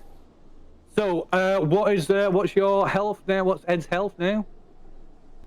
Still alive, Nice, I think. -8. Okay, so you are serious. Unsurprisingly, that is a serious injury. So you cannot fight. You can move, but you cannot fight. And of course, doing anything strenuous will there's still the ill health rules apply. So anything strenuous will cause you to lose more, another health point or one health point or more. Personally, I think the two favourites of the group should have to carry me and Wendy on their backs, like in a papoose situation. Just so Have you you can seen- get around. Have you seen Herman? Herman is 7 stone soaking wet and ill. He's no carrying shit. Well, you'll have to man up And about you it. can still walk, you can still move, but you're like I say, you're too ill to fight. Give me back Well, my I guess gun. I want my baby back. I'm gonna grab the key when I get conscious because it's my baby. Okay, slash key. I'll give you your baby back and I'll have the gun back. Okay, so Dr. Drake, after Dr. Drake's patched you up, he's able to bring you around with his medical skill anyway. But this is taking some time, so half an hour has passed, and while Dr. Drake is we need to get out of here. We need to get down. We need to get out. We need to find a way out. I don't know what use this thing is. It's for the heart-shaped keyhole. Remember the heart-shaped keyhole and the big door that isn't there, the door that is there that isn't there on the picture, and it's got a heart-shaped thing that doesn't exist, but it does exist. And Beth saw it as well. Yeah. So we know where we need to go. We just have to It go exists down with. the stairs. I just threw my pen. downstairs. I'm so animated. I just threw my pen. It exists when we're in nightmare mode, and we're in nightmare mode now, so we need to escape now. That key will work now. Herman, do you think that the key's gonna get us out? I don't know. Hopefully. I don't might. think so. It might complete an I occult don't- ritual. It might. Yeah, Roberta, do you know what? Can I say? Oh, can I? I'm going to be nice and show. Can I let Roberta investigate the key for like symbols and shit? Because she might know occult stuff. If there's something on it. it's perfectly so. Other than it being heart shaped, there's nothing. There's no markings on it or anything like that. It's quite unusually shaped. Like the thing, the handle part of it is heart shaped, but the like teeth of the key are unusual. But other than that, there's you don't notice anything of in particular about it. This might also be a strange question, but I think it might be slightly relevant to this because we're in the nightmare realm. The fact that Wendy has not Wendy is wearing 1920s clothing. Can I use history to detect whether or not everything in this world is 1920s? Like, is the hospital set up with technological equipment that would have been popular in the 1920s so that I can identify that when we go to bed, why not? we're in Yeah, the why not? 1920s? Why not? So It history does, is it an does say that investigation. under my history. Yeah, investigation. Yes, investigation. So yes, I mean, to a certain extent, obviously the equipment in here is modern. These these glass barrels, this freezing, this like cryogenic refrigerator, this cryogenic unit. But yeah, in this nightmare version of the hospital, much of the equipment and the layout of it does give that it does give that impression that it is dates back to the Essentially old, early part of the 20th century.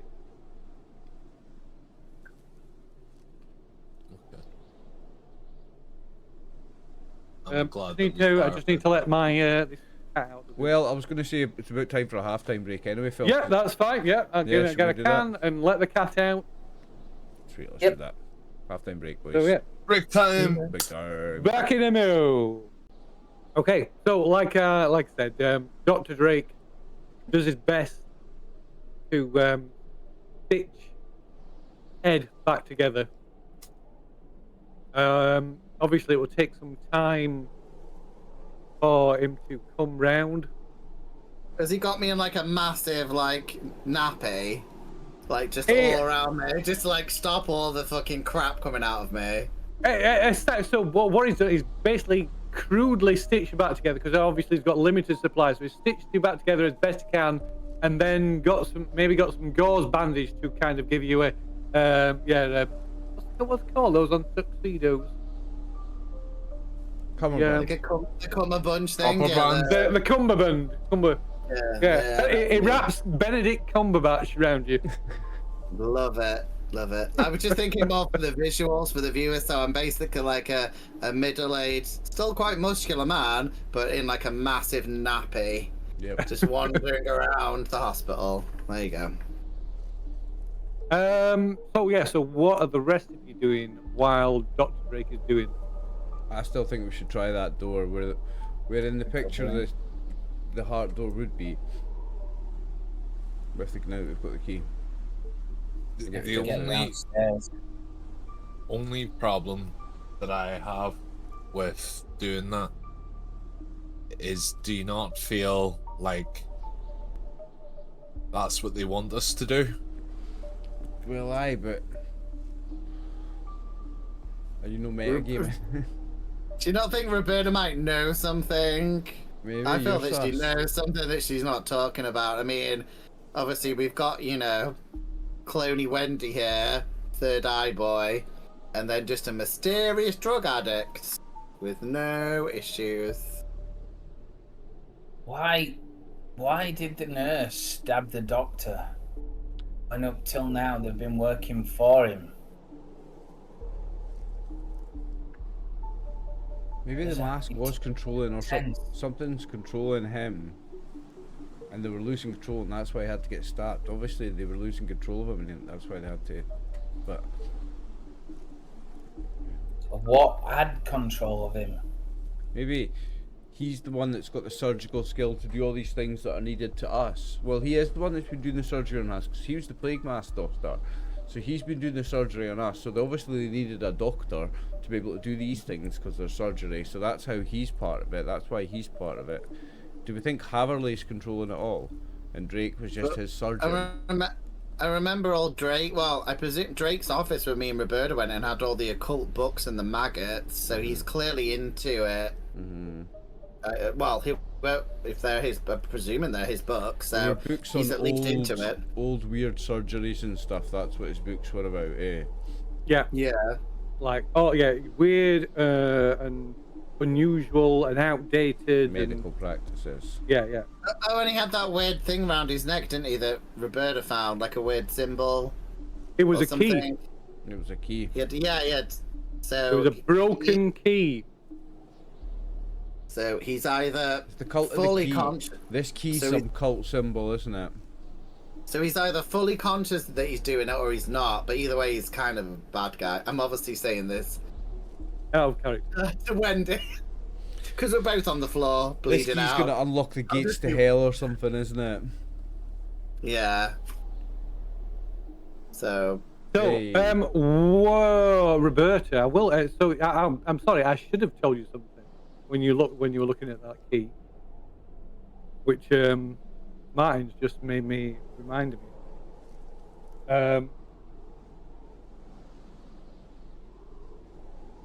So, what I said about is correct. It's like I say, it's kind of the hand, the head part of the key is like vaguely heart shaped, and the teeth of it are weird and unusual, but it looks familiar to you, and it looks like the key that Dr. Drake was wearing around his neck but that key was broken, it was incomplete.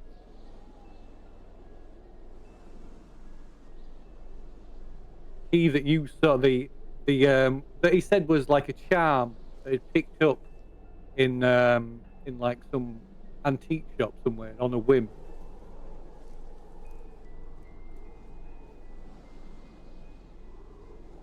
But it is, if you can't be 100% certain, but if it was complete, it could be. The piece that you saw, the incomplete piece that you saw, is identical to that part of this complete key. Right, this key's some important symbol to this cult. This key's going to unlock something really important. Well, Dr. Drake has already said that it's open something wonderful. So, Dr. Drake wore that on like a chain around his neck when you saw it before. So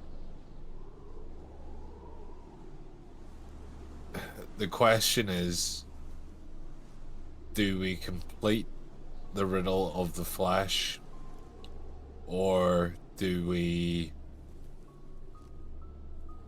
destroy Burn the place everything down. and try and get out of this nightmare? Well, yeah, I think we might just be completing some horrific bad thing when we open this door with the key. Like, we open the gates to hell. We might just want to burn this hospital down and sacrifice everybody in it. Actually. Yeah, but then there's all the kids as well. I mean, obviously for us guys, that's but the only kids thing that's is holding me like- back is burning all those kids. I don't really want to do that. We're on the right track, but we're not in our world. We're in some kind of freaky upside down world. Yeah, how are we gonna get those kids Nightmare out? The kids aren't here. Ed, if the kids are here, the fact that the thought that the kids could be in this hellish dimension, this dark mirror world of the hospital, if they are here, what are they suffering? Yeah.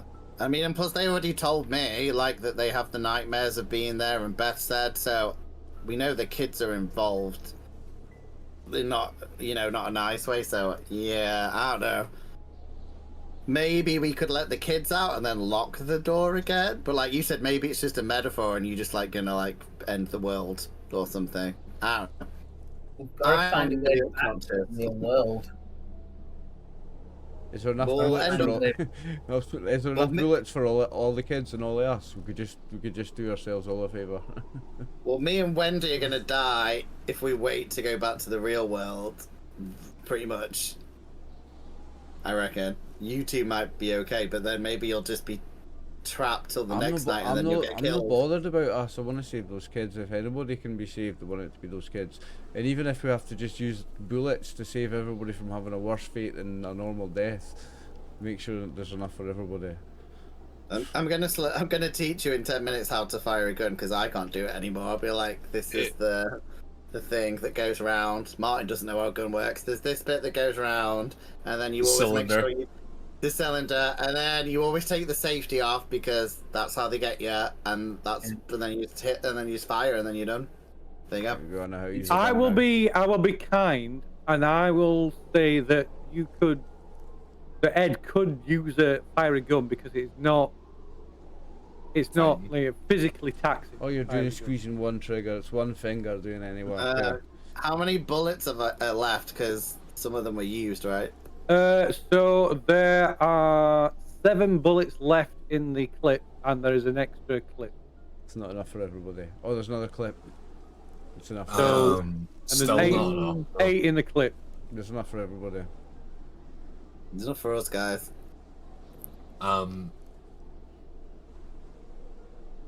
Genuinely. Yeah. So you've got gun. Sorry. I mistakenly said to use shuffling, but there's a skill shooting. You cheated me. Well, I'll probably give you a bonus. You Actually. probably made it I easier because I've got some. I scuffling imagine, and no yeah, I any imagine shooting. you've got nothing in shooting. No, you haven't. Not that you can't. That doesn't mean you can't shoot, but yeah, you've got no you just don't points have you any can spend. points. Yeah. Whereas Ed has got 8. So hopefully I'll be able. Yeah, so I could kill something. Probably, definitely. Do you reckon this fucking entity that is like taking over this place can be reasoned with? No. All right, fuck it then. I mean, We're just. you're the occult one. Do you know anything about any? Who has the key? I gave it to Ed. I think I gave it to somebody. It's my baby, so I'm keeping the key. Oh, okay. I'll let you look at it. Yeah, Roberta, unless you know occult stuff about gods, do you know how you would reason with like a god or a demon? I don't know. Well, I'm good with history. I'm good with occult. Oh, ask the DM if there's like any famous gates that have been unlocked. I don't know. That you'd know about, like, you know, gates of heaven or I don't know. Well, gates to the worlds. I already asked about like all of the like if there's been any like occult things to do with this hospital before, and there hasn't. Okay. So the only occult thing that you come across in the hospital was the jumbled translation of that journal, that German medical text. And it was going about the eye in the hand. Which I can read out to you. I can read it out to you again if you wish. What would happen? Would I know what would happen if the original was damaged, if there was a homunculi made from it? Would it affect it? No. No. No, I mean, it wouldn't affect it, or no, I wouldn't know. You give us is it a cult investigative skill? I can't remember. Is it? It's investigative, yeah. It's at the. How many points have you got? Yeah, it's academics. How many points have you got in it? Just the one. One, yeah. So I would say that with homunculi, there is no like original one. There's no. They're all separate creations.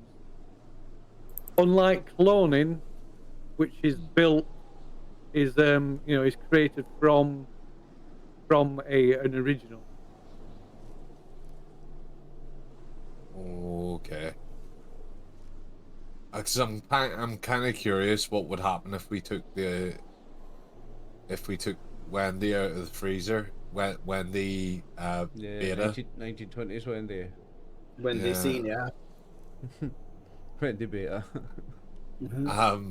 If we took her out and allowed her to defrost, probably take about 8 hours for a human to defrost, right?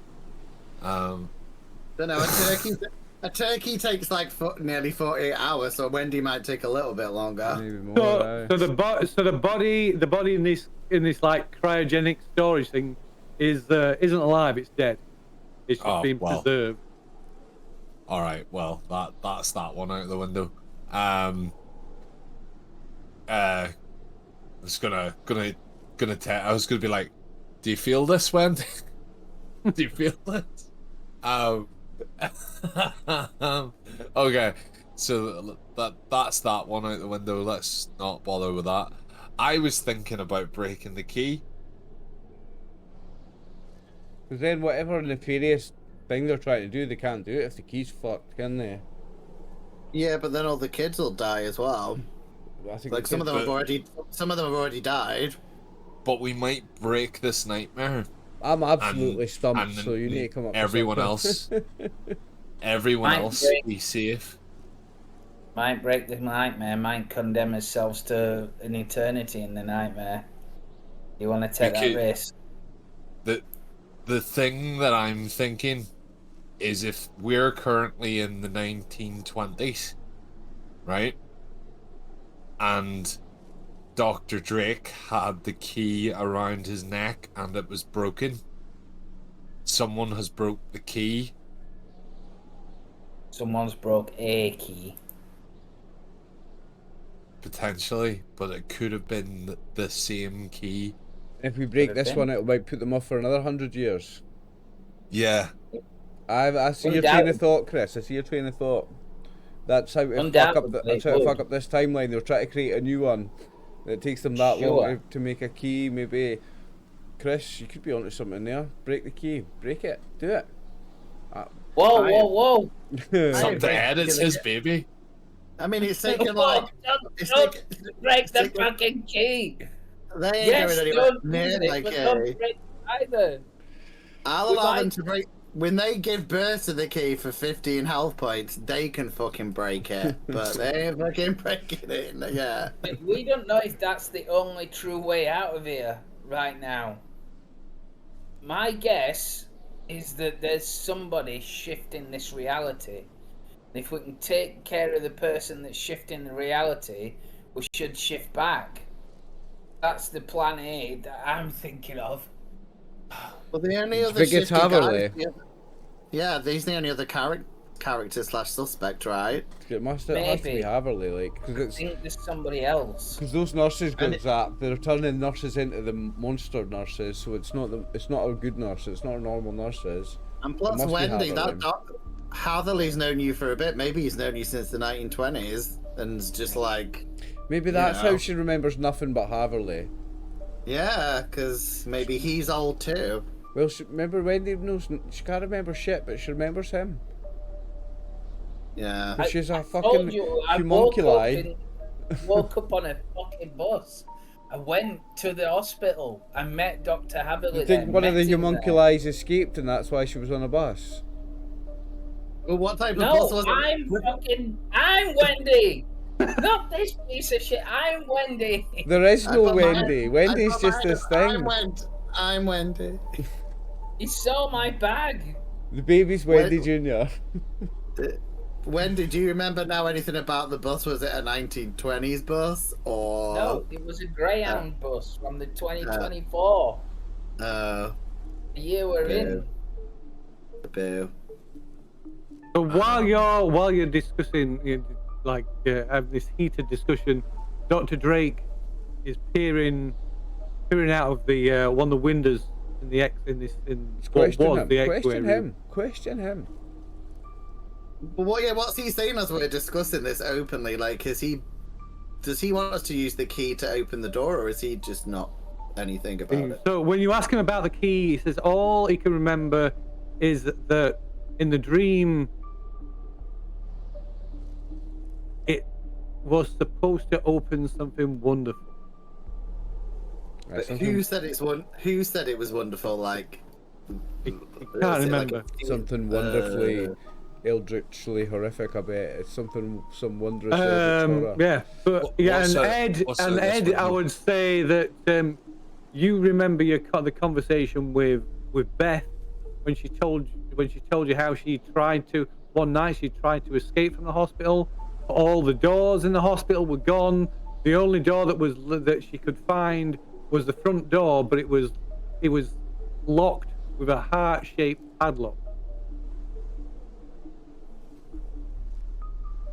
So when it's night time and it's in the nightmare mode, because it seems to be every night it goes into this nightmare mode, the only way to get out is through that nightmare door with a key. That's the door to get out while you're in nightmare mode. It's the only way to get in and out of the hospital while we're in this nighttime mode. That's what that is.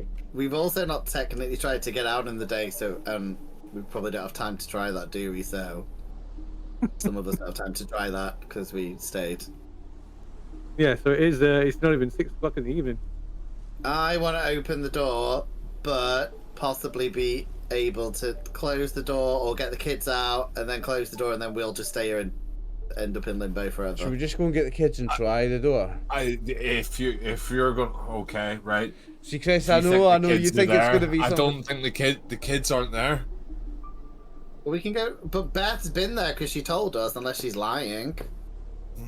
Yeah, but like our room isn't the same here, and this room isn't the same here. The kids are not gonna be in that room. But we can look on the way. Because we know the We kids can exist look. during the night time. Because they've talked about the nightmare nighttime, the kids. So they do Yeah, exist during it. Beth's been there, so until she died. I'm stumped anyway. You just need to come up with Are something. sorry, has Dr. Drake repaired them enough that they can Yeah, move about? so yes, it's right. So like I say, he's done that, and Dr. Drake is now still, he kind of stood in a bit of a daze from the whole situation, staring out of one of the windows in the in this room, and you can hear him muttering something to himself. Right, Drake, fucking speak up, would you? Can I try and listen to what he's murmuring? What he's muttering? Yeah, as you get close, you can hear him. He's not he's not trying to hide it. It's just still snowing outside. No shit, Sherlock. No, well that's kind of significant that it's still snowing outside, even though we're in the 1920s now. Can we see the car park? You can. What are the You can cars see like? Dr. Haverley's car parked in front of the You hospital see where it modern was. cars. Is there other modern cars? Yeah, you can see. I mean, it's still blowing a 1920s. it's still blowing a blizzard, but in the distance you can see. You can just make out the lights of the city. Yeah, so we're not in the 1920s. Okay. I vote we just go to the door. But as you look, as you look through the window, you can see it. You can see this, like your vision sort of blurs and shimmers every so often, as if there is something between the window and the outside. Like a veil. Use your eye on it. See if you can see anything with the eye thing. Yeah, okay, I want to look through the window with the eye. Open up the third eye. Okay, so I would say that Sharp. it's like the hospital is surrounded by some energy field. Right, so think the key unlocks that, switches that off. Or it lets it out. In Or here, it's gonna all spurge out. in here is 1920s horror that is trying to escape into our reality, and if we open that door, we're going to let it out. And that's why, you know, it's the door to paradise, because it's gonna let whatever fucking demon was controlling Mr. Drake here with a big eyed snake, you know, and doing all the operations. So I think we should find the kids if we can. Maybe we'll form a committee and then we'll discuss what to do with the key if we're going to open the door and leave. And If all the rest. outside is 2024, then the kids are here. I was wrong. Doctor, what did you say to Averley when you went out for the papers? What were the papers?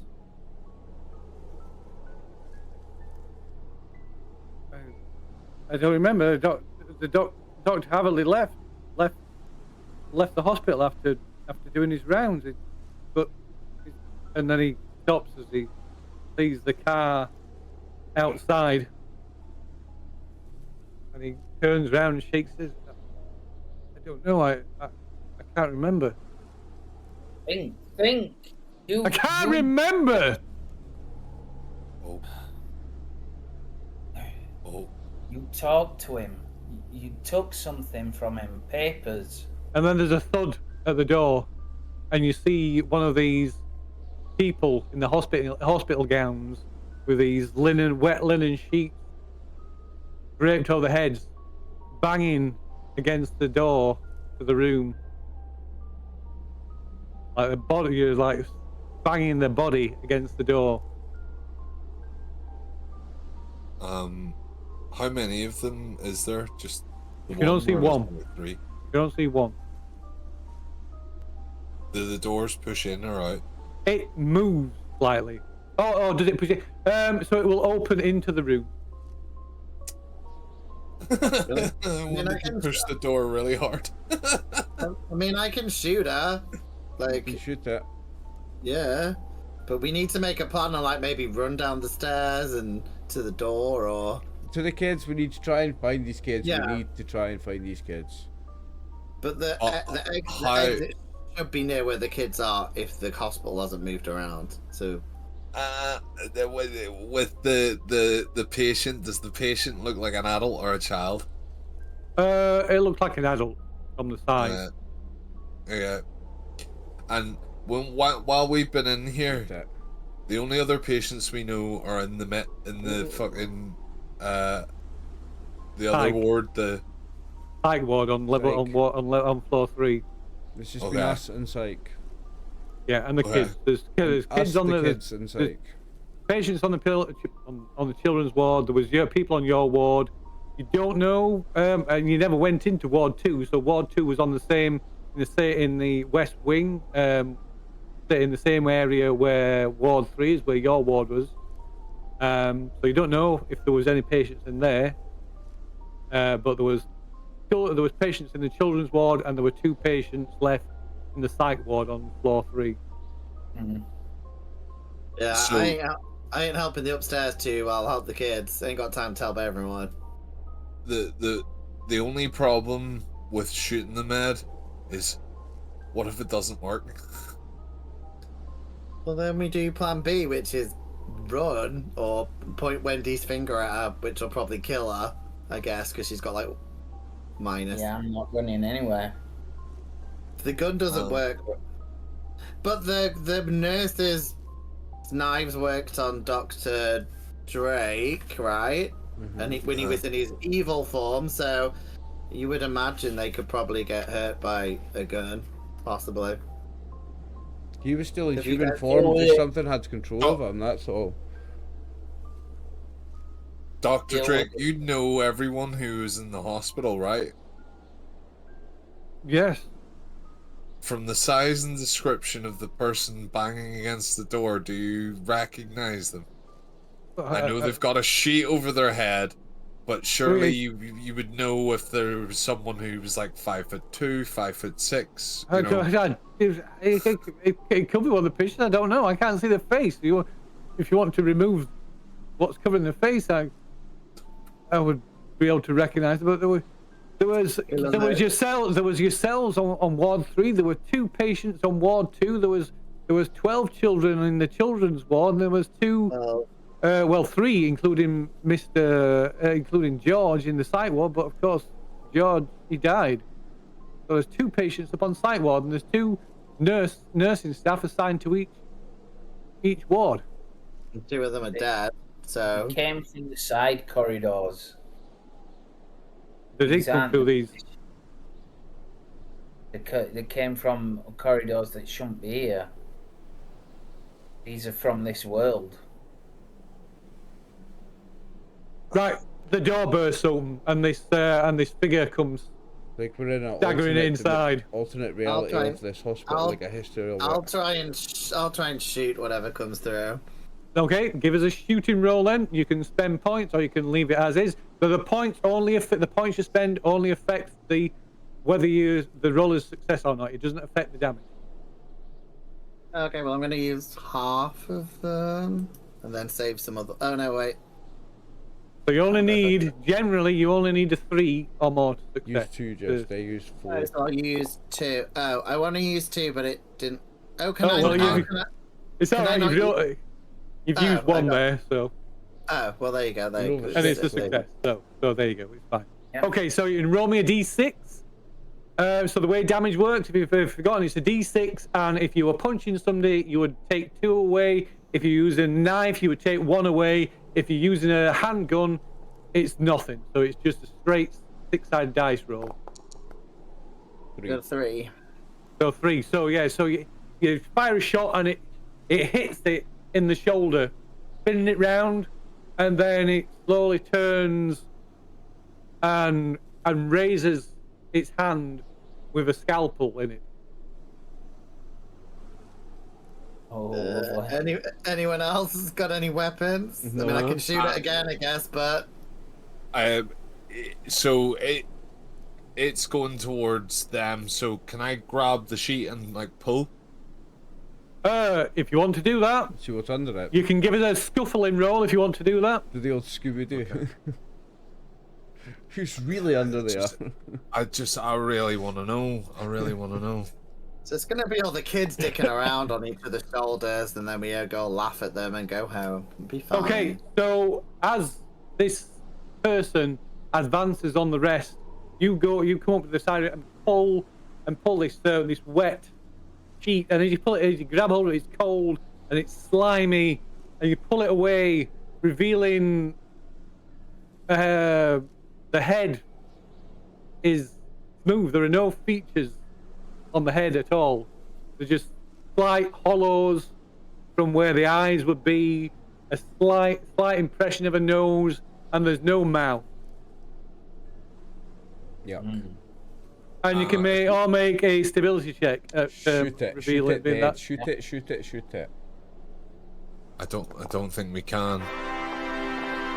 Look at that! Check somebody out. I got a Another- fucking 1. Oh, you lose 1 point of stability. Fuck me. I'm down to -4 on that. Yeah. Ooh. I did alright. I did alright because I used some points. So you're oh yeah. So Ed's pass.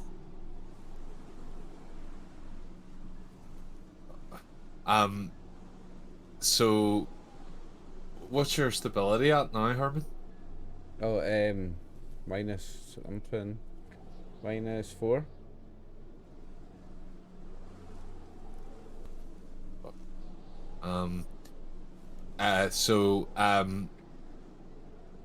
Quickly as like I see the thing, I recognize that it's probably another homunculi that has been like created just to try and kill us to take the key, to try and rationalize it for everyone in the room.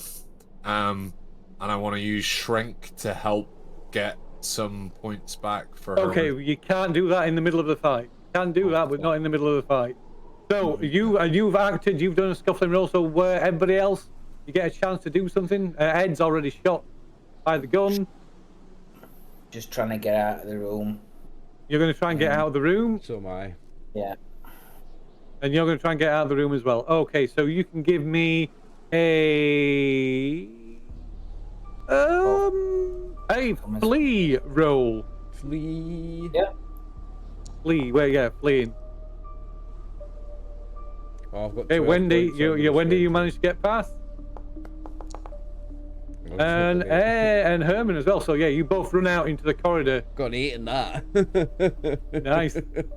Fucking losers running away when there's a fight. Better believe it. I don't care. I've still got the key. You can run around and do what you want. Okay, so running out of the X-ray room, you can see there's these, like I said, these other corridors that are torn in the fleshy walls. You can see there's more of these figures just stood, motionless, almost.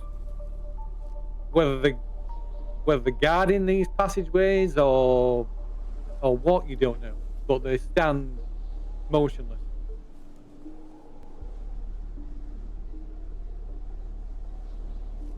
Right, okay. Well, unless stopped, I'm going to suggest we're good for stairwells. Okay, and then this thing advances on Ed. Great. Oh, Because no. if it hits me, I'm probably gonna die. Oh, so it hits you. It's a scalpel, so it's -1 on a d6. It rolls a 6. So you take I'm dead. 2 points of damage.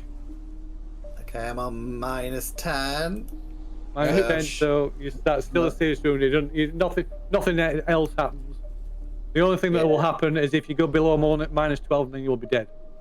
Yeah, I'm pretty close to death. If I take another hit, I'll be dead. But yeah. No, Okay, no, so don't Ed, die, you don't acted die, first. You don't die. acted first. So it's back around to you again.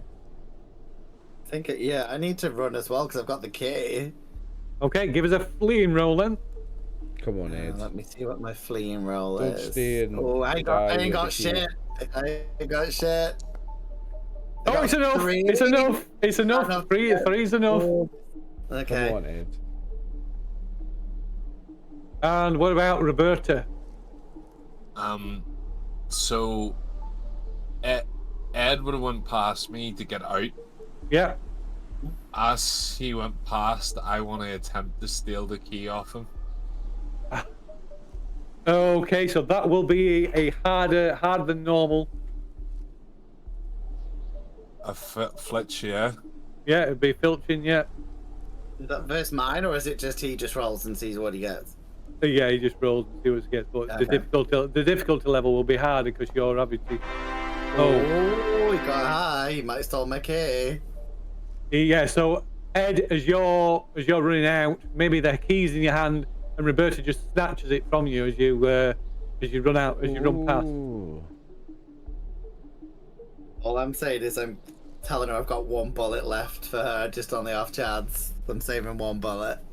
I was hoping that I would go before you because I was going to ask for the key because I've got a theory. I've got a theory.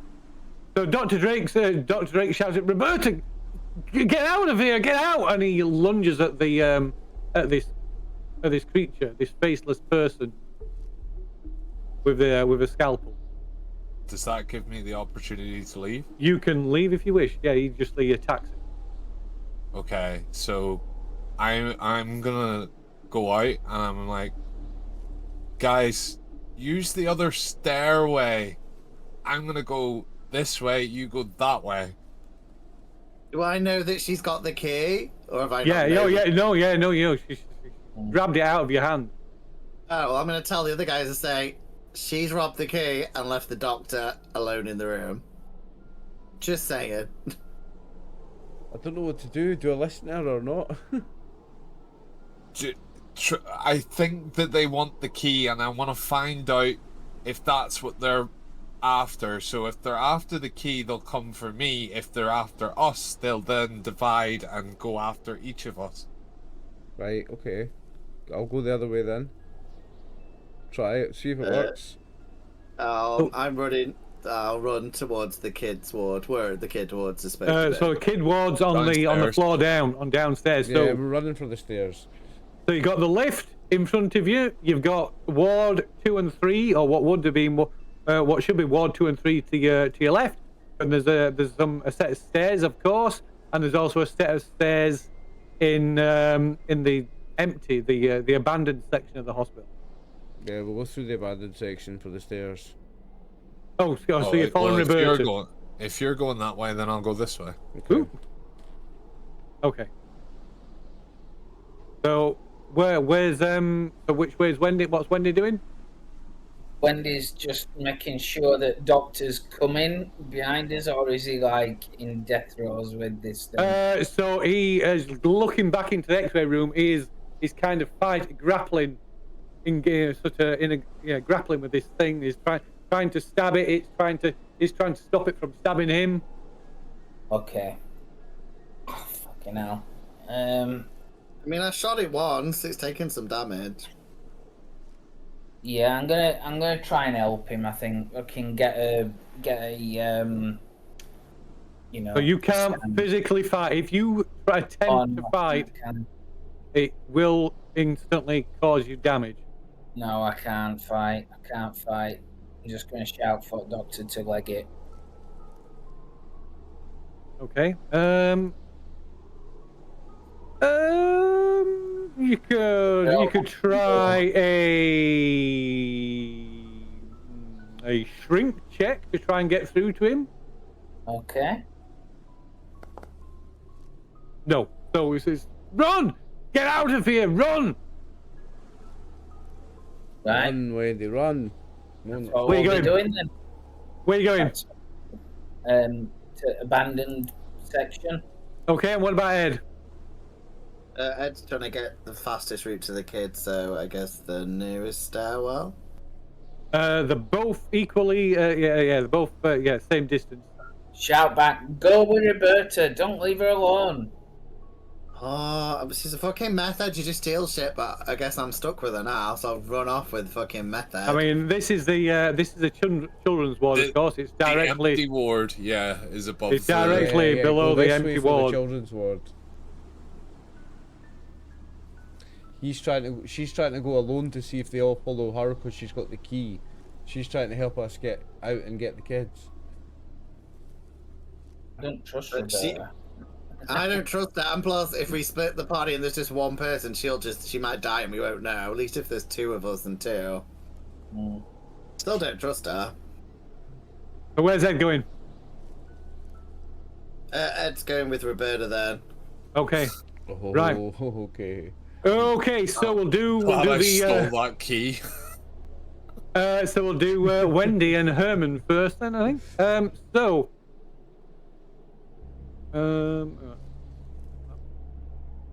you head towards the abandoned wing of the hospital. So the doors are locked. There's no padlock on them, and you can easily push them open. As you push them open, there are no storeroom. The storerooms are gone. The library and archives are gone. There's just this big ward, hospital ward, lined with beds. And in each bed is a shimmering human-shaped figure, apparently seemingly made of light or some spiritual substance, they look like sick ghosts. And these spectral figures line the beds like patients, tossing and turning. Okay. I'll skid to an halt and I'll say, Herman, I've seen something like this. On the first night, when you were taken, there was something in the stairwell like this. It's like we're in a memory of the hospital or something. Just can't we just ignore it and move past? Yeah, We have to just tunnel vision, try and go past it. I think.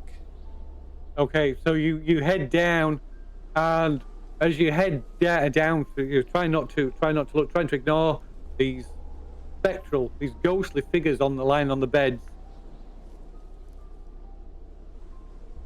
You hear a voice, Herman, help me, Herman, and you recognise your mother's voice.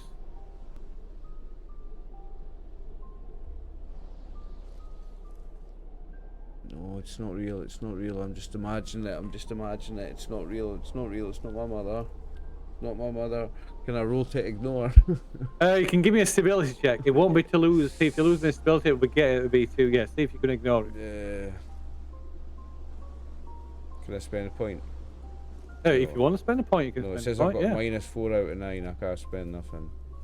I rolled a 4. Okay, so you can continue if you wish. Yeah, I'm ignoring it. Okay. Your own mother. It's not real. It's not real. How'd you know? You left me to die. I didn't, Mother. I had to, Mother. I'm sorry, Mother. It's not real. I'm not leaving you again. You're not there. You're not there. You're not really there. You're not there. You died already. And I'm ignoring it. Herman, come on. Yeah, I'm ignoring it. Okay, and you stagger out of the ward into the stairwell.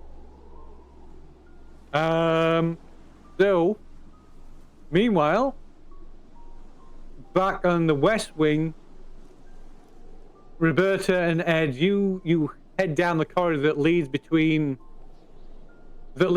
ward 2 and 3. As you pass your ward, you can see that all the beds are empty. Glancing in through the door as you pass the entrance to ward 2, you see something squatting in the middle of the floor. Something huge and slug-like, with skin like wet, overfull bags of garbage, and with a mouth round and lined with yellowish spines instead of teeth. It is feasting upon a pile of medical waste, devouring soiled bandages and used syringes as if it was the finest feast ever. And then it kind of stops and seems to sniff the air. There's this strange gurgling sound, and its mass sort of rolls, half slithers in your direction, Ed. Oh, of course it does. That's good. As it does, you can see all these dirty and soiled bandages hanging from this what passes for a mouth. Yeah, I'm gonna commit. God, I don't even know if I can run. Right? I guess if I try and exert myself, You can't fight. I'd have to. You can run. If you run, you can. Yeah, if you physically fight, you will automatically lose a health, because you say if you run, you will lose a point of health as well. Well, So you can move. I mean, I feel I'm gonna have to run, which can put me down to -12, which gives me 1 point left to not die. I'm gonna do it. I'm just gonna run. Okay, so if you run, if you do that, you can outpace it. This thing is slow. It's like it moves as like a slug. But Yeah, yeah, I'll scream at Okay. Roberta to run as well. I mean, I've still got my gun for emergencies, but still. Okay, so as you run past the walls and you approach the stairs, you can hear this sound, this roaring sound. Sounds like rushing water. And as you come upon the stairs, the back stairs in the west wing, they are gone. In their place is a waterfall of blood, gushing from some limitless space far above and falling into Stygian depths far beneath the hospital. So, okay, right. I've got a plan, Ed. Rather than running and exerting yourself, I am going to go to one corner of the ward. I have a sneaking suspicion that all they want is the key. They should come towards me. You avoid them by going round, and I will throw the key to you, and then you leave the ward, and I will follow after. Okay. Yeah, I'm happy with that. So can I, get my point back? I will let you continue. You've only run a short distance, so I won't make you use another point to run back. He literally ran a step, went to open the door, and went, blood. Yeah, and a load of blood came out of me as I exerted myself. Yeah. But yeah, you can feel that you're like insides tearing, and blood is pooling, is like seeping through the bandages that Dr. Drake has wrapped around your waist. Oh, so I'll shout out to Roberta as well, like, not this way. So we'll have to go back anyway. Like, So I go to the corner where the toilets are, and I'll exert myself a little bit and take a little bit of health to stand on top of a bed or a cabinet and be like, "Come to me, you fucking beastie," or whatever. Okay. So the fucking homunculi warrior is attracted to me to allow Ed to try and get past. Okay. So Ed, you run back the way you came, clutching at your stomach.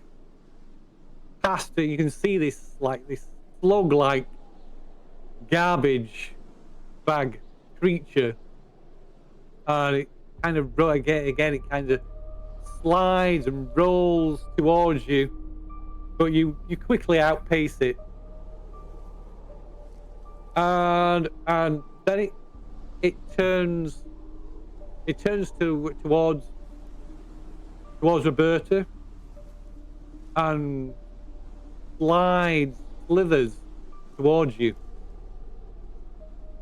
leaving behind this trail of foul-smelling, rotting waste and water, black water. So Edge, you get back to here,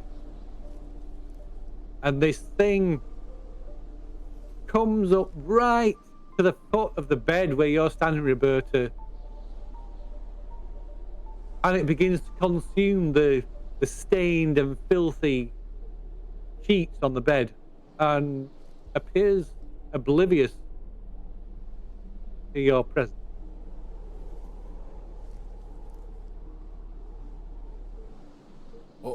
So it's eating the end of the bed, but it doesn't know I'm there. It's eating the dirty sheets off the bed. It's kind of it's sucking them up. I think it wants my blood because I'm damaged. You're like not leaking blood. Maybe. But it's not coming after you though. I think it's just going after filth and mess, actually. That's why it's not going after you. Oh fuck it. So I'm just gonna lag it. I'm gonna flee. Okay. Do you want to run, or do you want to just try and see if you can get around it? I'm just gonna use fleeing if I can. You can. Well, in fact, you automatically succeed. It makes no attempt to follow you. Awesome. So let us be kind and say that you eventually catch up with Ed. Maybe whether we decide to wait or not, but you catch up with Ed as you head towards the east wing. And as you pass through the open doors, you can see, as Wendy and Herman did before you, that there is no storerooms. The library and archives are gone, and there is just this long ward with beds full of ghostly figures that squirm and moan.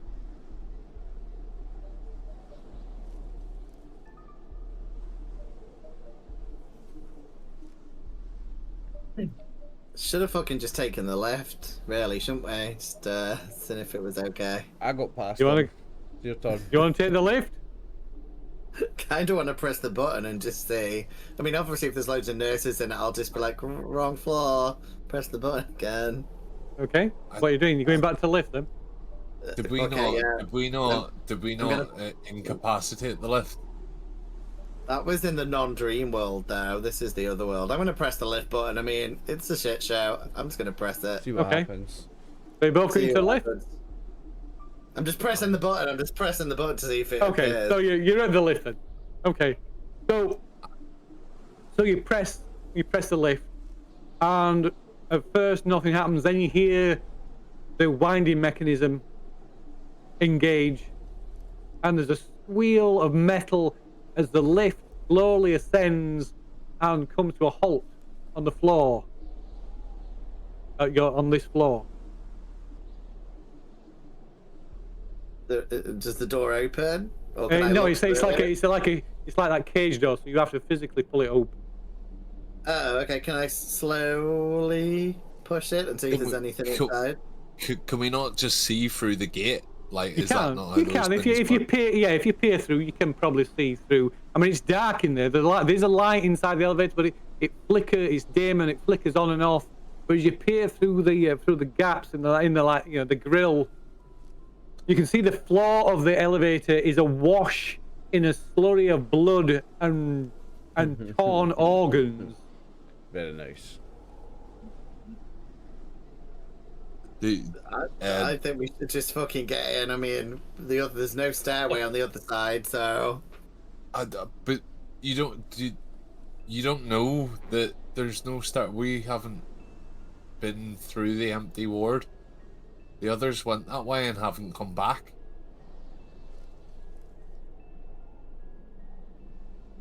I don't know what to do. I kind of think I should. I don't know. I kind of really want to get in the lift. I just want to see what happens because, yeah. So close to the door. It's up to you. You can do what you want, but I feel compelled to the empty ward. I'm gonna get in the lift, but I'm gonna wave goodbye just on the outside. Okay. Okay, so you get in the lift. So yeah, so Ed gets in the lift. Roberta leaves, yeah, heading down the empty ward. So you press the button. No. And inside the lift, for the button for the ground floor. And at first, nothing happens, and the light on the button flickers. Obviously, you have to pull the cage door shut, and then the lift judders as the winding mechanism kicks in, and the lift starts to lower, to descend to the ground floor. And then halfway down, it stops. Ugh. And you hear this strange sound like screech of scraping metal. And to your horror, from the walls all around you and from the metal cage door emerge a wall of spikes that grow larger and larger and larger. And you suddenly realize the source of the shredded flesh and organs and blood upon the floor. And meanwhile, Wendy. I've not got the key though. I did get. Roberta's got the key. I will confirm that I didn't take the key. Yeah. Just in case. Herman and Wendy, you reach the stairs. Mm-hmm. And there is this decrepit stairway, but the stairs appear intact. There's no like infinite stairwell that you experienced before, Wendy. Or was that Herman? Or was that Herman as well? I can't remember. I think it was, wasn't it? I think it was a pair of you. I think I saw that. Yeah. Yeah. So yeah, it appears normal. Head down the stairs. Okay. Yeah. So you head down the stairs and find your way into the children's ward.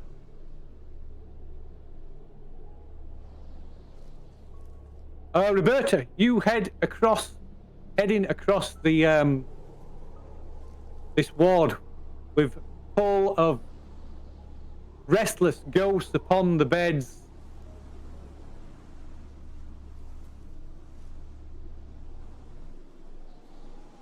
And as you are reaching the end of the ward, you notice a table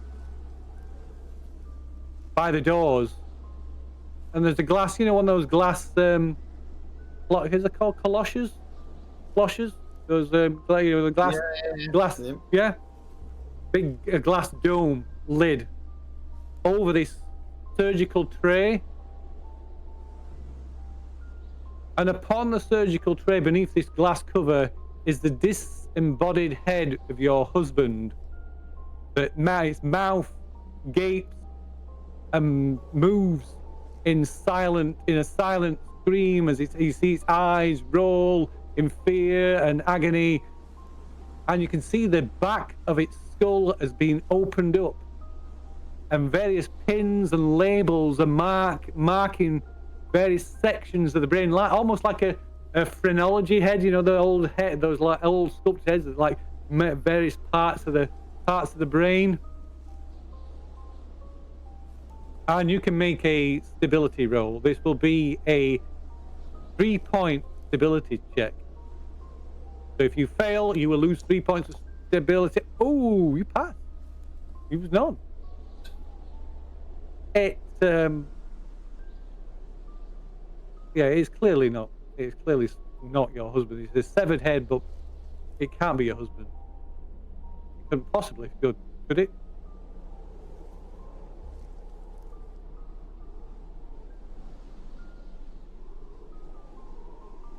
Meanwhile, I'm just oh, sorry, go on.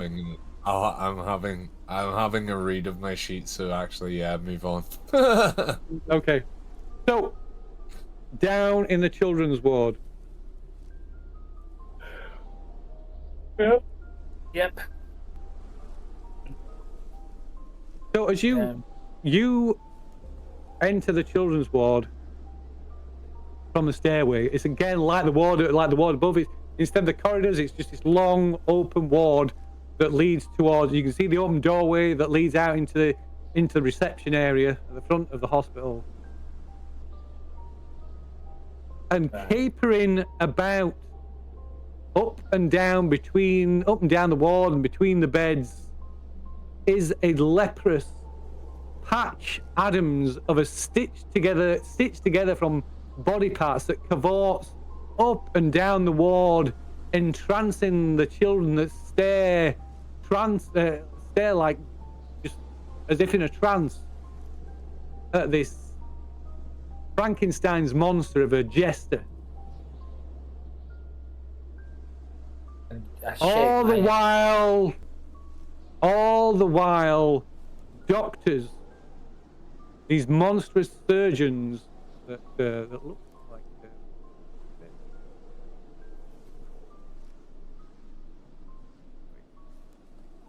ooh, too big.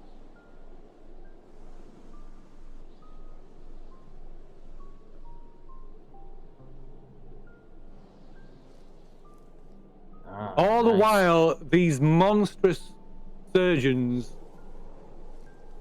are slicing open the skulls with bone saws. Slicing open the skulls of these children with bone saws, and as there's like the sucking sound as they peel off the top of their skulls, they take another surgeon at the side of them takes a squirming black worm and places it inside their brain, and then replaces the top of the skull. Mm-hmm. Lovely. And you can both make a stability check. This will be a 3-point stability check.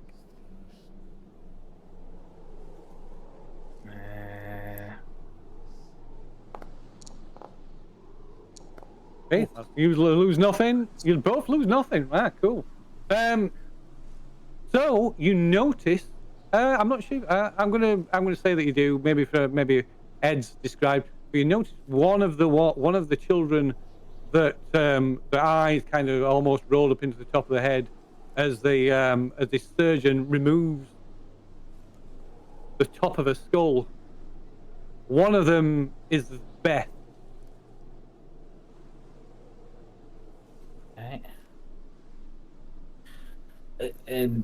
Right, okay. So kind of huddle back to the stairs and just whisper, like terrified, to Ermin and say, "What are we gonna do? We can't get through." How many of these doctors is there?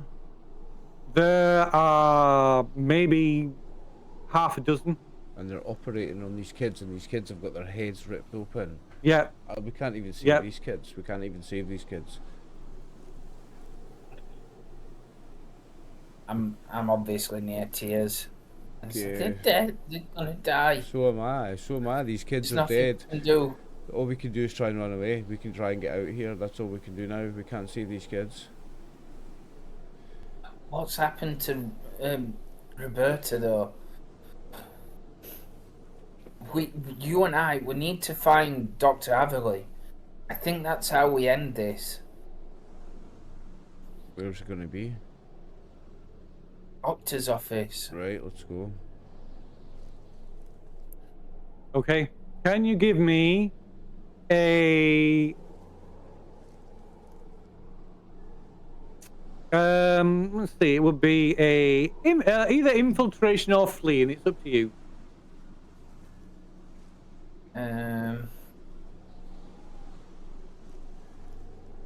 Oh wait, I'm good in fleeing. I can do that. Yeah, I'll do fleeing. Okay. It doesn't Right. even make the tune for me. I'm disappointed. It's because Chris must have gone into 3 because it's in the config menu for dice. What's it called? Dice so nice. There's you can customize your dice, and yeah, you can have sound effects and visual effects applied to your dice. Anyway, there's a Thomas the Tank Engine one as well. Like Thomas Tank Engine comes out of the screen. Don't tell Chris that.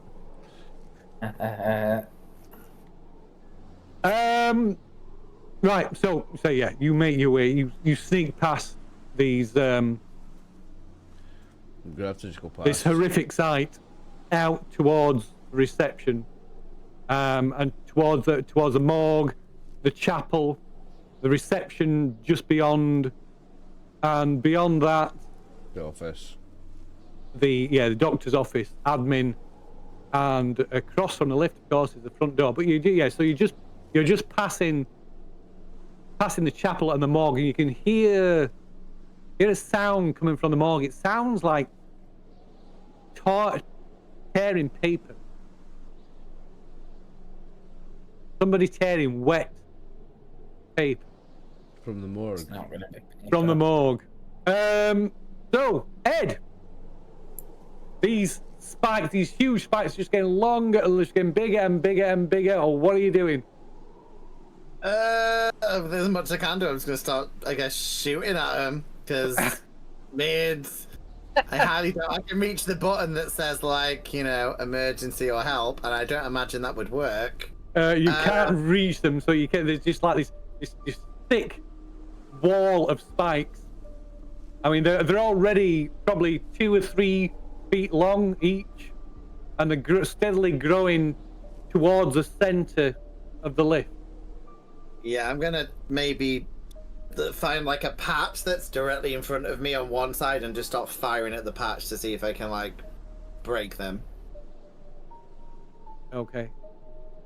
Okay, so you fire off a couple of shots, and it seems to do nothing as these spikes close in, closer and closer and closer. You feel these like jagged tips, these spikes like puncture your skin, forcing you into the very center core. You're pressing against you, forcing you to like stand like this. So you can't even move your arms. Your legs are forced together, and you feel these points, these wicked points, this dirty, filthy, black metal just puncturing your skin from head to toe.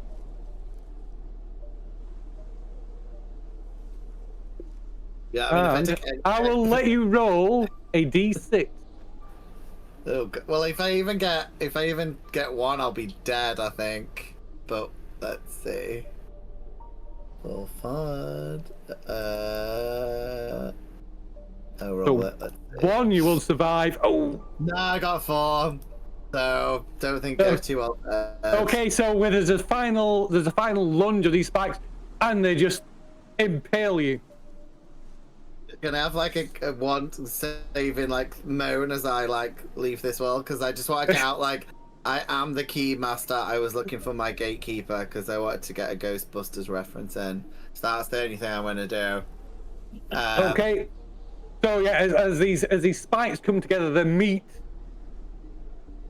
impaling you from every angle, and then suddenly they withdraw. Another withdraw. These barbed spines just rip you to pieces, and you just explode in this bloody cloud of flesh and blood. Can we say that the lift then goes down and everyone's like, oh it does, and then the lift shudders and descends the rest of the way to the ground floor. Love it. And Wendy and Herman, I presume you said you were bypassing the morgue, are you? This, or are you going to investigate this sound? Nah. Well, we're we not. decide. Nah, I'm not going to investigate it. I don't think we can't do anything about anything that's going on. And There's you no hear point the going to see what ping. that is You that we hear the can't ping go of about. the. We You can't hear the go sound across. of the hear the ping and the shudder and the sound of the lift arriving on the ground Or floor. with the remains of Ed just falls out the door. What Obviously, music? back up because we don't know what that's going to be. No. What music track is my death song? As I Unfortunately, it's an old lift, so there's no music playing it. Unfortunately. boo. So, Roberta. Yeah. Roberta, you are what are you doing? You're stood in the ward by this severed head under this glass canopy. So, Roberta, seeing the head of her late husband, who she was unable to have a final conversation with, removes the quaffle, whatever it was called, can't remember. Cloche, I think it's called. Cloche. Yeah, but I know what you mean. Yeah. And lays a hand onto his cheek and brings herself down to eye level onto a knee and just begins to weep and say she's sorry. Okay. Give me a stability check. Didn't like it that much. They're not always for losing stability. There's no stability loss involved in this. But I'll just need you to make a stability check. Whether you want to spend points in it or not is up to you, but there's no stability loss involved. Okay. So you say your goodbyes and you maybe hear the faint, pained whisper of your husband as he apologizes for how angry he was that time that you parted. And as he utters the last of these words, the eyelids slowly close and the mouth falls slack and the head is dead. And you have a sense, finally, you have a sense of closure and you can gain a point of stability, I think. Oh, I've got full stability anyway, so. Oh, wow. Can you two just get a room, like, with the light floating? It's not my fault that I read my character sheet, alright? You read your character sheet once in the entire time I've known you. And as you get to your feet, Dr. Drake is doctor's coat bloody. You can see there's like a bloody. His shirt is torn. There's blood. His own blood. You can see a nasty cut beneath. And he puts his hand on his shoulder. Roberta, we need to get out of here. There's more coming. This place. It wants to keep us here. Yeah, I agree. Let's get out of here. But what I must say is,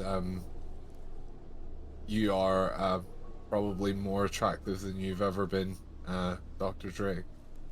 And I roll for flirting. Oh my god! No, it's not. As I've literally 2 seconds after consoling I moved on now. My husband's dead. I've got past that, and I'm just gonna be flattery now. Okay, well that's an interpersonal skill, so it's a game for So he kind of So Dr. Drake looks at you, smiles, looks at you a bit probably a bit of concern on his face. We need to get out of here, Roberta. We need to move. We need to go now.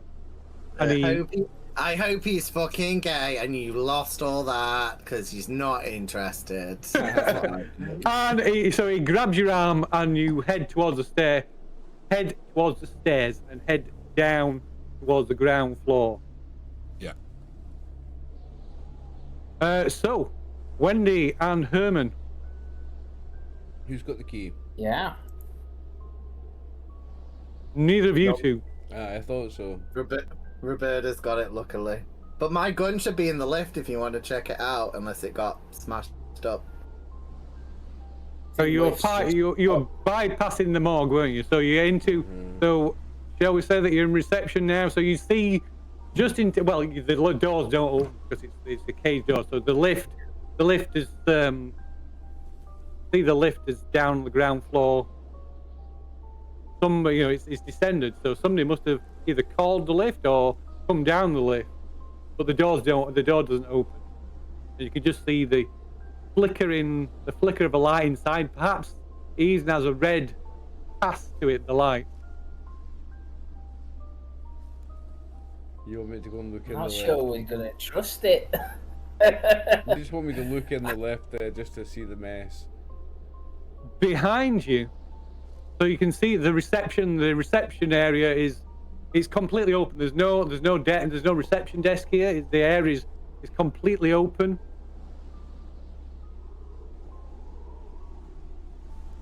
And behind you is this huge, ornate, carved wooden door that is held shut with this huge, thick bronze chain and a bronze pad. What looks like, at first you think it's like a padlock, but it is a bronze. It's like a not bronze. No, the chain is bronze, but then there's the heart, a pulsing human heart, in which you can see what must have been like one like the aortas forms a keyhole, and this heart pulses, and you can feel as you watch it pulse, you can feel this pulse reverberated through and echoed through the entire hospital, and you see the walls, the flesh walls pulsing, the veins throbbing in time with this beating heart.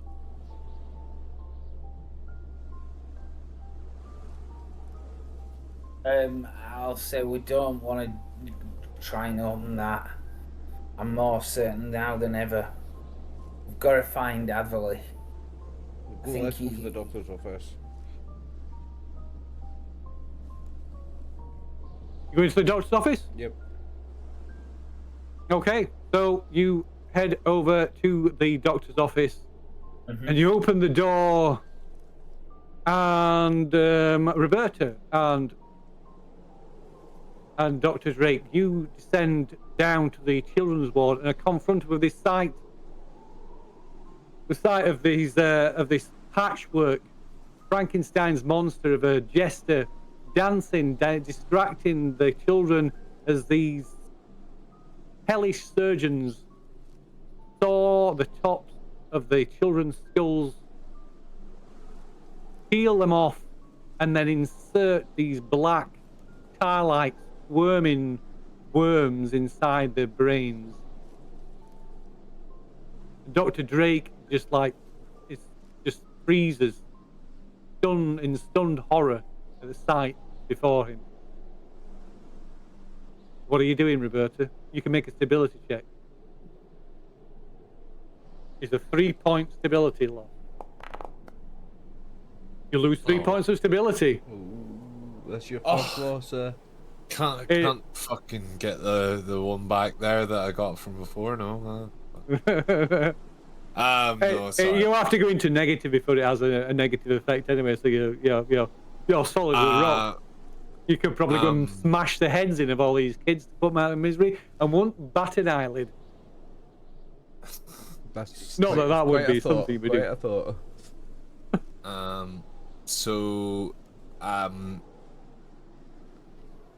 again, I'm gonna reassure Dr. Drake that we need to keep pushing forward. We need to get through this. Look, I know what we're seeing is so shocking, but I don't think that there's anything we can do for these children.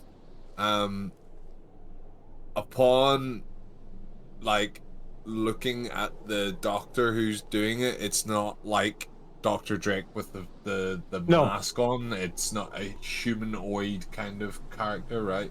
So it looks like they might once have been human. But yeah, so it's these, and they have no eyes. The eyes are stitched shut, and surgical needles are like shoved through the flesh of their eyes to almost like a bloody cage of needles across the empty sockets. Yeah. I'm just basically. We gotta go. We gotta get out of here. There's nothing we can do. Give me a shrink roll. Get shrinked. Oh, Nope. Okay, so you can't seem to get through to Dr. Drake, and he moves. He sort of pulls away from you and rushes towards one of these surgeons that are operating on the children.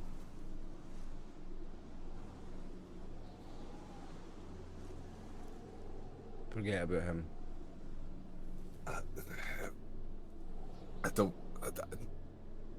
But he's fucking alive. I've already had one person die on me today. No one else dies today. You don't know that. You don't know that I've died. I might just be having a nice old time at the bottom of the lift and be laughing all about the situation. Yeah, there could be McDonald's right now. I heard the fucking noise of the fucking blades coming out.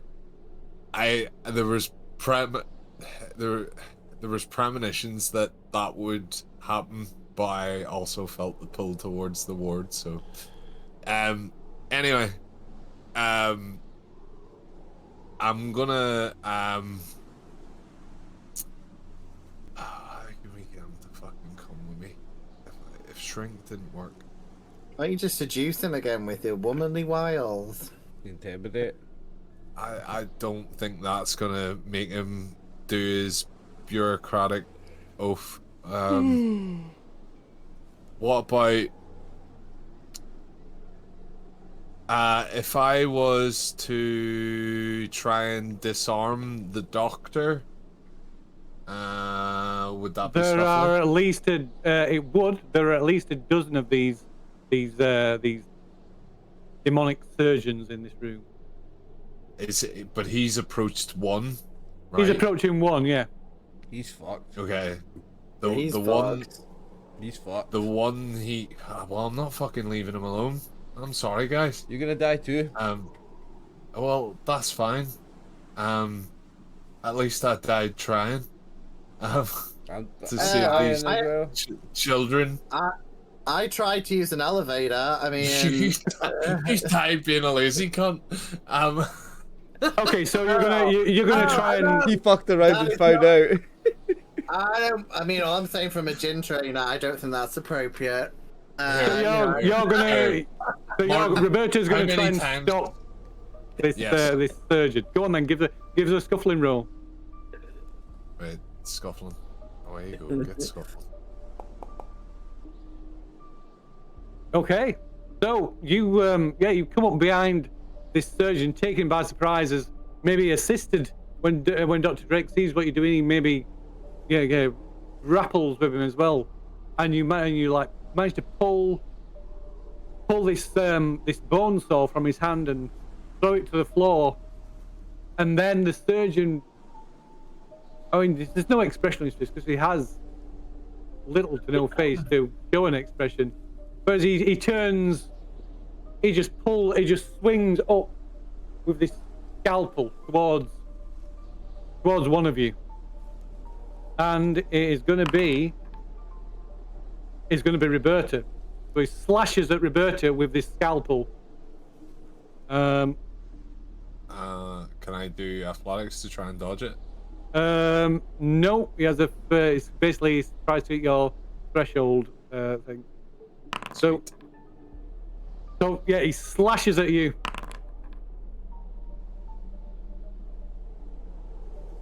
And you take 3 points of damage. Just like just flashes right across your face with the scalpel, opening up your cheek and across the bridge of your nose. Is it the under the good eye? If you like. Okay. Right. So I got a line here and a fucking line here. Great. Oh, of course you were grappling with the surgeon, so that counts. You lose another hit point as well for that, for exerting yourself. Sorry, that was a therapeutic laugh of helpfulness. Remember when you were getting operated on and I was holding your hand? All right.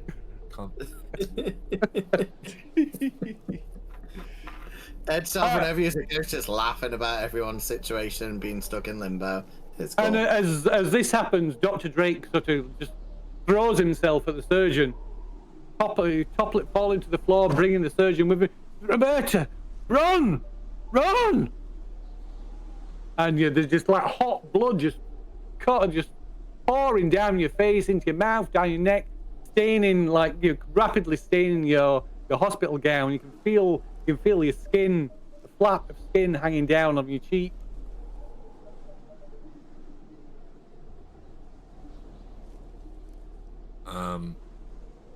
And when he sees, so what are you doing? I am going to try to flee. Okay, give us a flee check then. Okay. Bleed. And we'll add that. Okay. So you try and flee, and Dr. Drake is like trying to keep hold of this surgeon, holding him down to the floor, but he pulls away from Dr. Drake, easily shoving him away. The strength of him easily shoves him away, and comes after you as you turn to try and escape. And let's see. I did my 2 wrong. It just sent the 2. Yeah, no problem. That's fine. That's fine. So it's going to be opposed against this. You got 3. No, I got 5. Oh, you got 5. Okay. I rolled +2. Yep. Cool. Okay. So you may feel as the blade of the scalpel flashes through your gown, just missing. Just falling short of coming into contact with the skin of your back, and you flee from the ward. You lose another point of health due to fleeing. You must make a health check.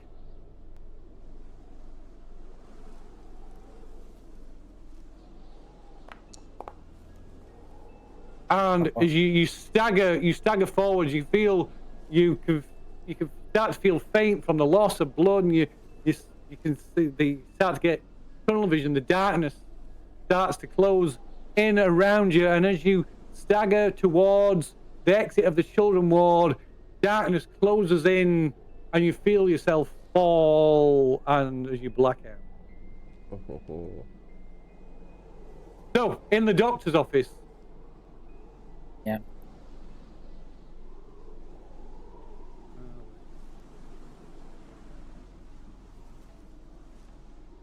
In the doctor's office is Dr. Haverly. Suspended in midair. Dozens of hooked chains embedded in his flesh. We have such sights to show you. And as you watch, there's like I said, there's dozens and dozens of these. Like they come just seemingly have come from out the walls, the floor, the ceiling, and as you watch, one by one, these chains start to retract and tear strips of flesh from Dr. Haverley, and as they do, he screams in pain, and you realise that he is fully conscious. Is he being flayed, basically? Yes, he's being flayed. Flayed alive. Yeah. And you can both make a stability check. This is a probably another 3-point stability check.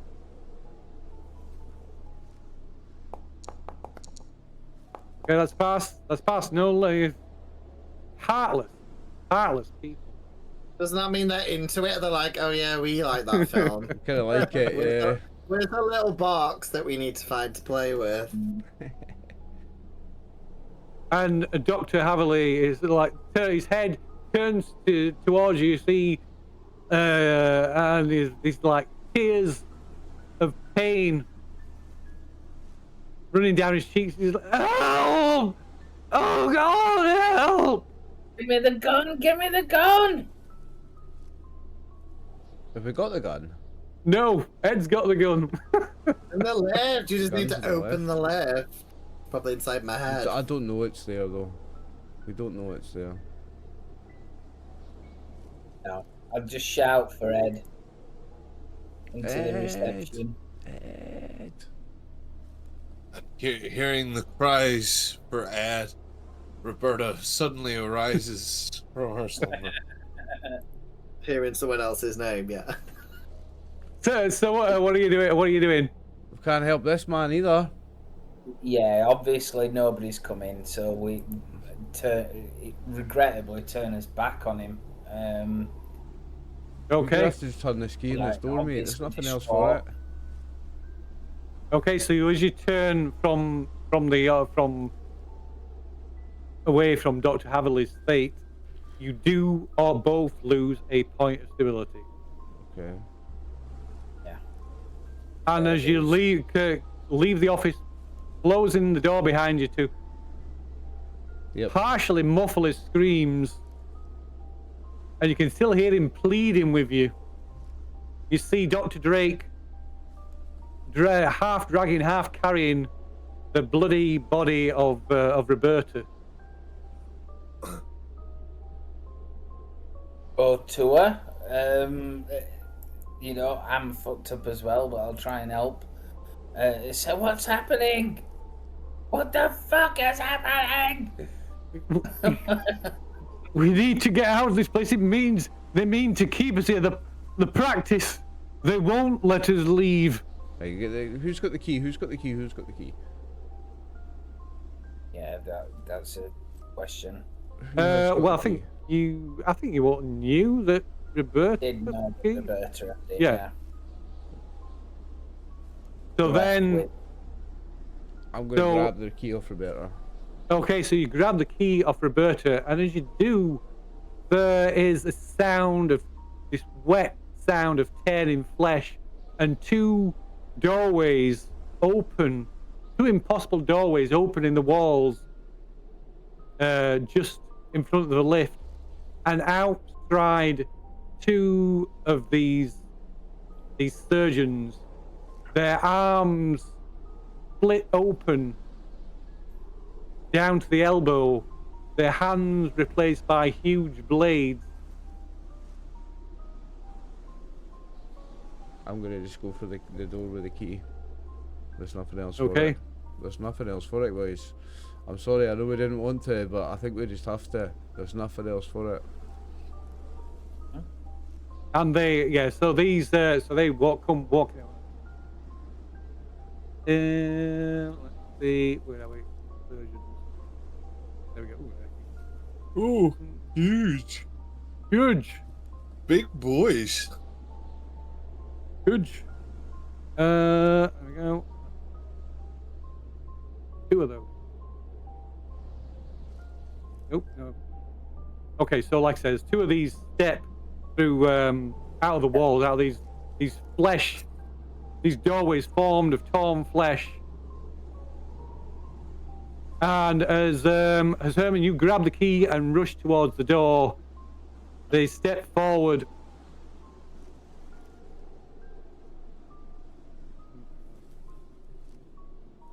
Okay. They If we're step. allowed, Sorry, go on. No, go on, go on. I say if we're allowed to act, I want to spend a point of health to try and use my telekinetic powers to kind of like push them back like that. But I can only spend 1 point. Okay. So yeah.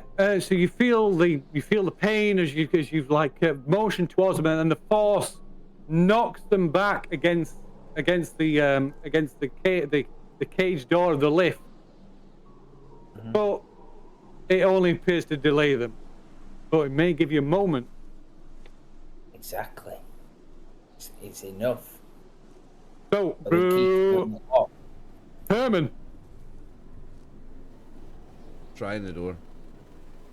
Okay, so you putting the key. What are you doing? So there's this pulsing heart. You putting the key in the heart. Trying it in that hole, in the heart.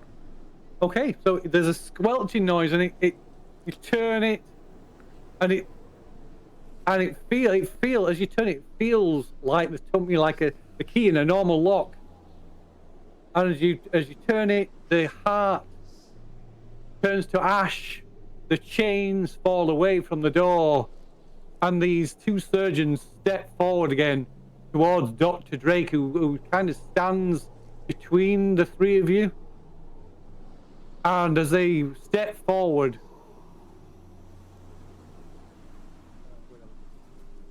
He's turning on his mic anyway.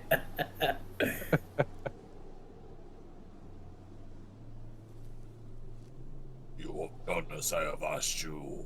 You have become the hand and the key. You pricks. You fucking idiots. Drake, your spirit is weak. You have failed your test. and they fall upon him, severing his limbs from his body, the head from his shoulders, and eviscerating him on the spot in just this blurred flurry of blades. And within seconds there is just chunks of flesh and bone where Dr. Drake stood. Wow. And they advance forward towards you. Okay. Roberta lies unconscious on the floor.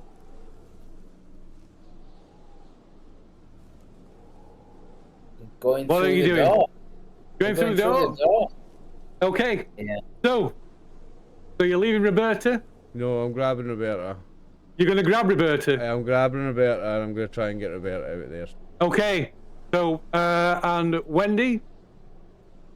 I can't. I can't even help her. I've got to Okay. get through. Wait, can I? I'm on... Yeah, I'm only on 2 health. I've still got health. I can do it. I can grab Yeah. her. I'm on -12. So, like, Oh, yeah. I'll Okay, grab so Roberta. somewhere... So as you push, Wendy, as you use your last of your strength to push open the door, and Herman, as you grab hold of Roberta's arms and start dragging it towards the door, you feel the pain, you lose a point of health, and somewhere in the hospital you hear a massive explosion, and you see flames tearing through the canteen to your right, to your left, as the building slowly starts to return to normal. It begins to shift back from this hellish dimension. And Wendy, you stagger out through the door, and it slams behind you. And the surgeons fall upon Roberta and Herman, dragging them back. Love it. You guys got fucked. Dragging them back with them as the hospital shifts back to reality, and flames pour throughout the building, like just rage throughout the building. Oh dear. I love it. All the time I thought the DM was sleeping with Chris, but it was War Daddy, and that's what he won. I'm gonna do a Rocky celebration. Da-da-da. So, stumbling out of the door, you find yourself in the parking lot of the hospital. No, the blizzard swarming around you. The building behind you is on fire. Moments after you escape, fire engines and ambulances from the county hospital arrive to fight the blaze and to rescue full survivors from the wreckage. Fire officers race into the building, rescuing the few staff and patients to survive. Including so all the children are rescued from the burning building, and in the days and weeks that follow, according to the official inquest, Our Lady's Sorrow Hospital burned down to the ground due to faulty wiring in Ward 4. The building's antique fire suppression system completely failed to work, and the oxygen pipes fed the blaze. The whole place was engulfed in minutes. At times, it seemed as if the inquest was scrabbling for any real evidence that could fully explain the event. The hospital crews, as I were taken away, could just hear me in a delirious mumble saying, I am Wendy. I am Wendy. So give us a final stability check, if you would. Oh. Yeah.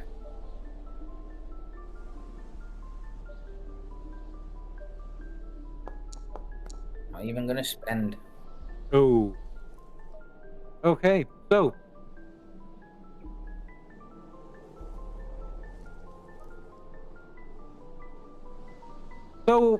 perhaps you spend some time recovering at County General Hospital on the psych ward. Yeah. But one night you wake drowsy, disorientated, a bright light overhead. And squinting against the glare, the smell of disinfectant sears your nostrils. As you raise a hand to shield your eyes, you realize you can't move. A chill runs down your spine as you hear a familiar, terrible voice.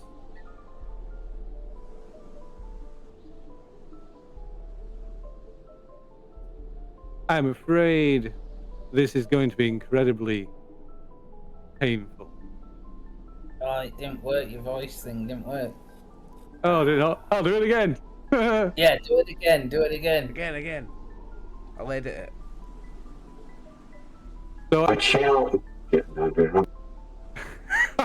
so a chill runs down your spine as you hear a familiar, terrible voice as a grotesque, fleshy, bird mask face comes into view and grins. Let's see.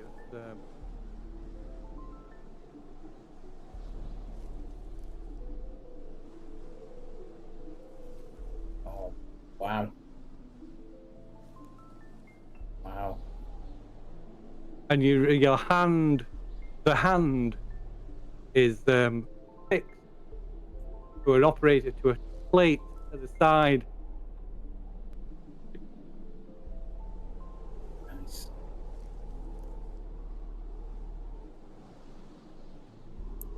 I'm afraid this is going to be incredibly painful.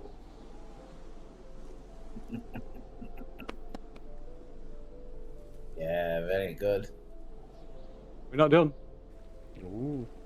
All right, okay.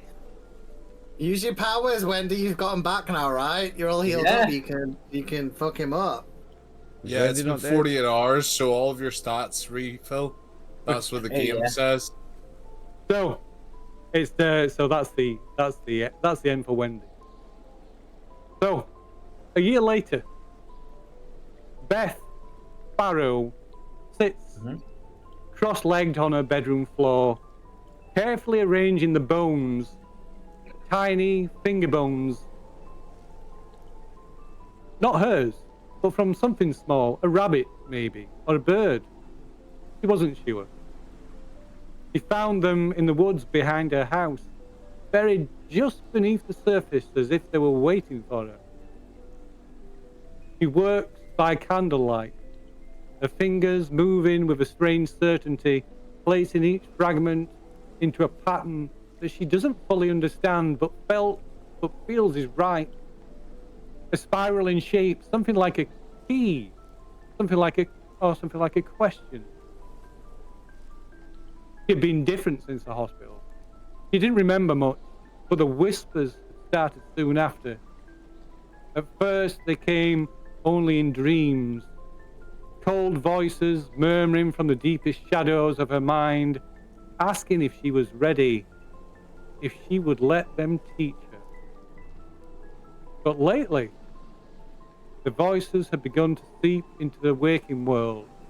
They spoke from the spaces between sounds, the hum of the refrigerator, the wind against her window, the distant rumble of cars on the highway. And when she listened, she understood things. How to make cups that wouldn't bleed. How to hold your breath just long enough to hear what hides beneath it. How to move your fingers in just the right way to unlock things no one else could. She didn't tell her parents. They wouldn't understand. Beth reached for the final bone. A thin, pale shard. She hesitated, then pricked her finger with a sewing needle and let a single drop of blood fall onto it. Something shifted in the room. The shadow lengthened in the wrong direction. In the candlelight, Beth smiled. The practice had found her, and soon he would be ready. That's the end. Love it. And you know, I was Beth's favourite, so you know she's bringing me back for the sequel. So, I know what's going on. Yeah, like Uncle Frank. Yeah. That was great, Phil. Fantastic. Fantastic. I just want to say one thing before it ends, though. If you've got this far in the video, in the event of an emergency, always ensure that you use the stairs and avoid the elevator. So. Oh Yeah. yeah. Motherfucker. Right. Very cool story. Very cool. Very cool. I'm not entirely sure I know what's going off, but I think my theory that I said in like session 2 was right. I think it was the ghost of the doctor in the hospital. Well, we'll No. save that thought. Save that thought for off the record. We can do that because let us know in your comments, viewers. Let us know in the comments. Guys, I'll sign us off and then we can do the after thing. Phil, thank you very much. That was welcome. An amazing scenario. I really enjoyed that. Lee, Martin, and Chris, thanks for playing with me, and viewers, thanks for watching. I'm RxOliver. This is the gang. That was Fear Itself, Invasive Procedures. Wow.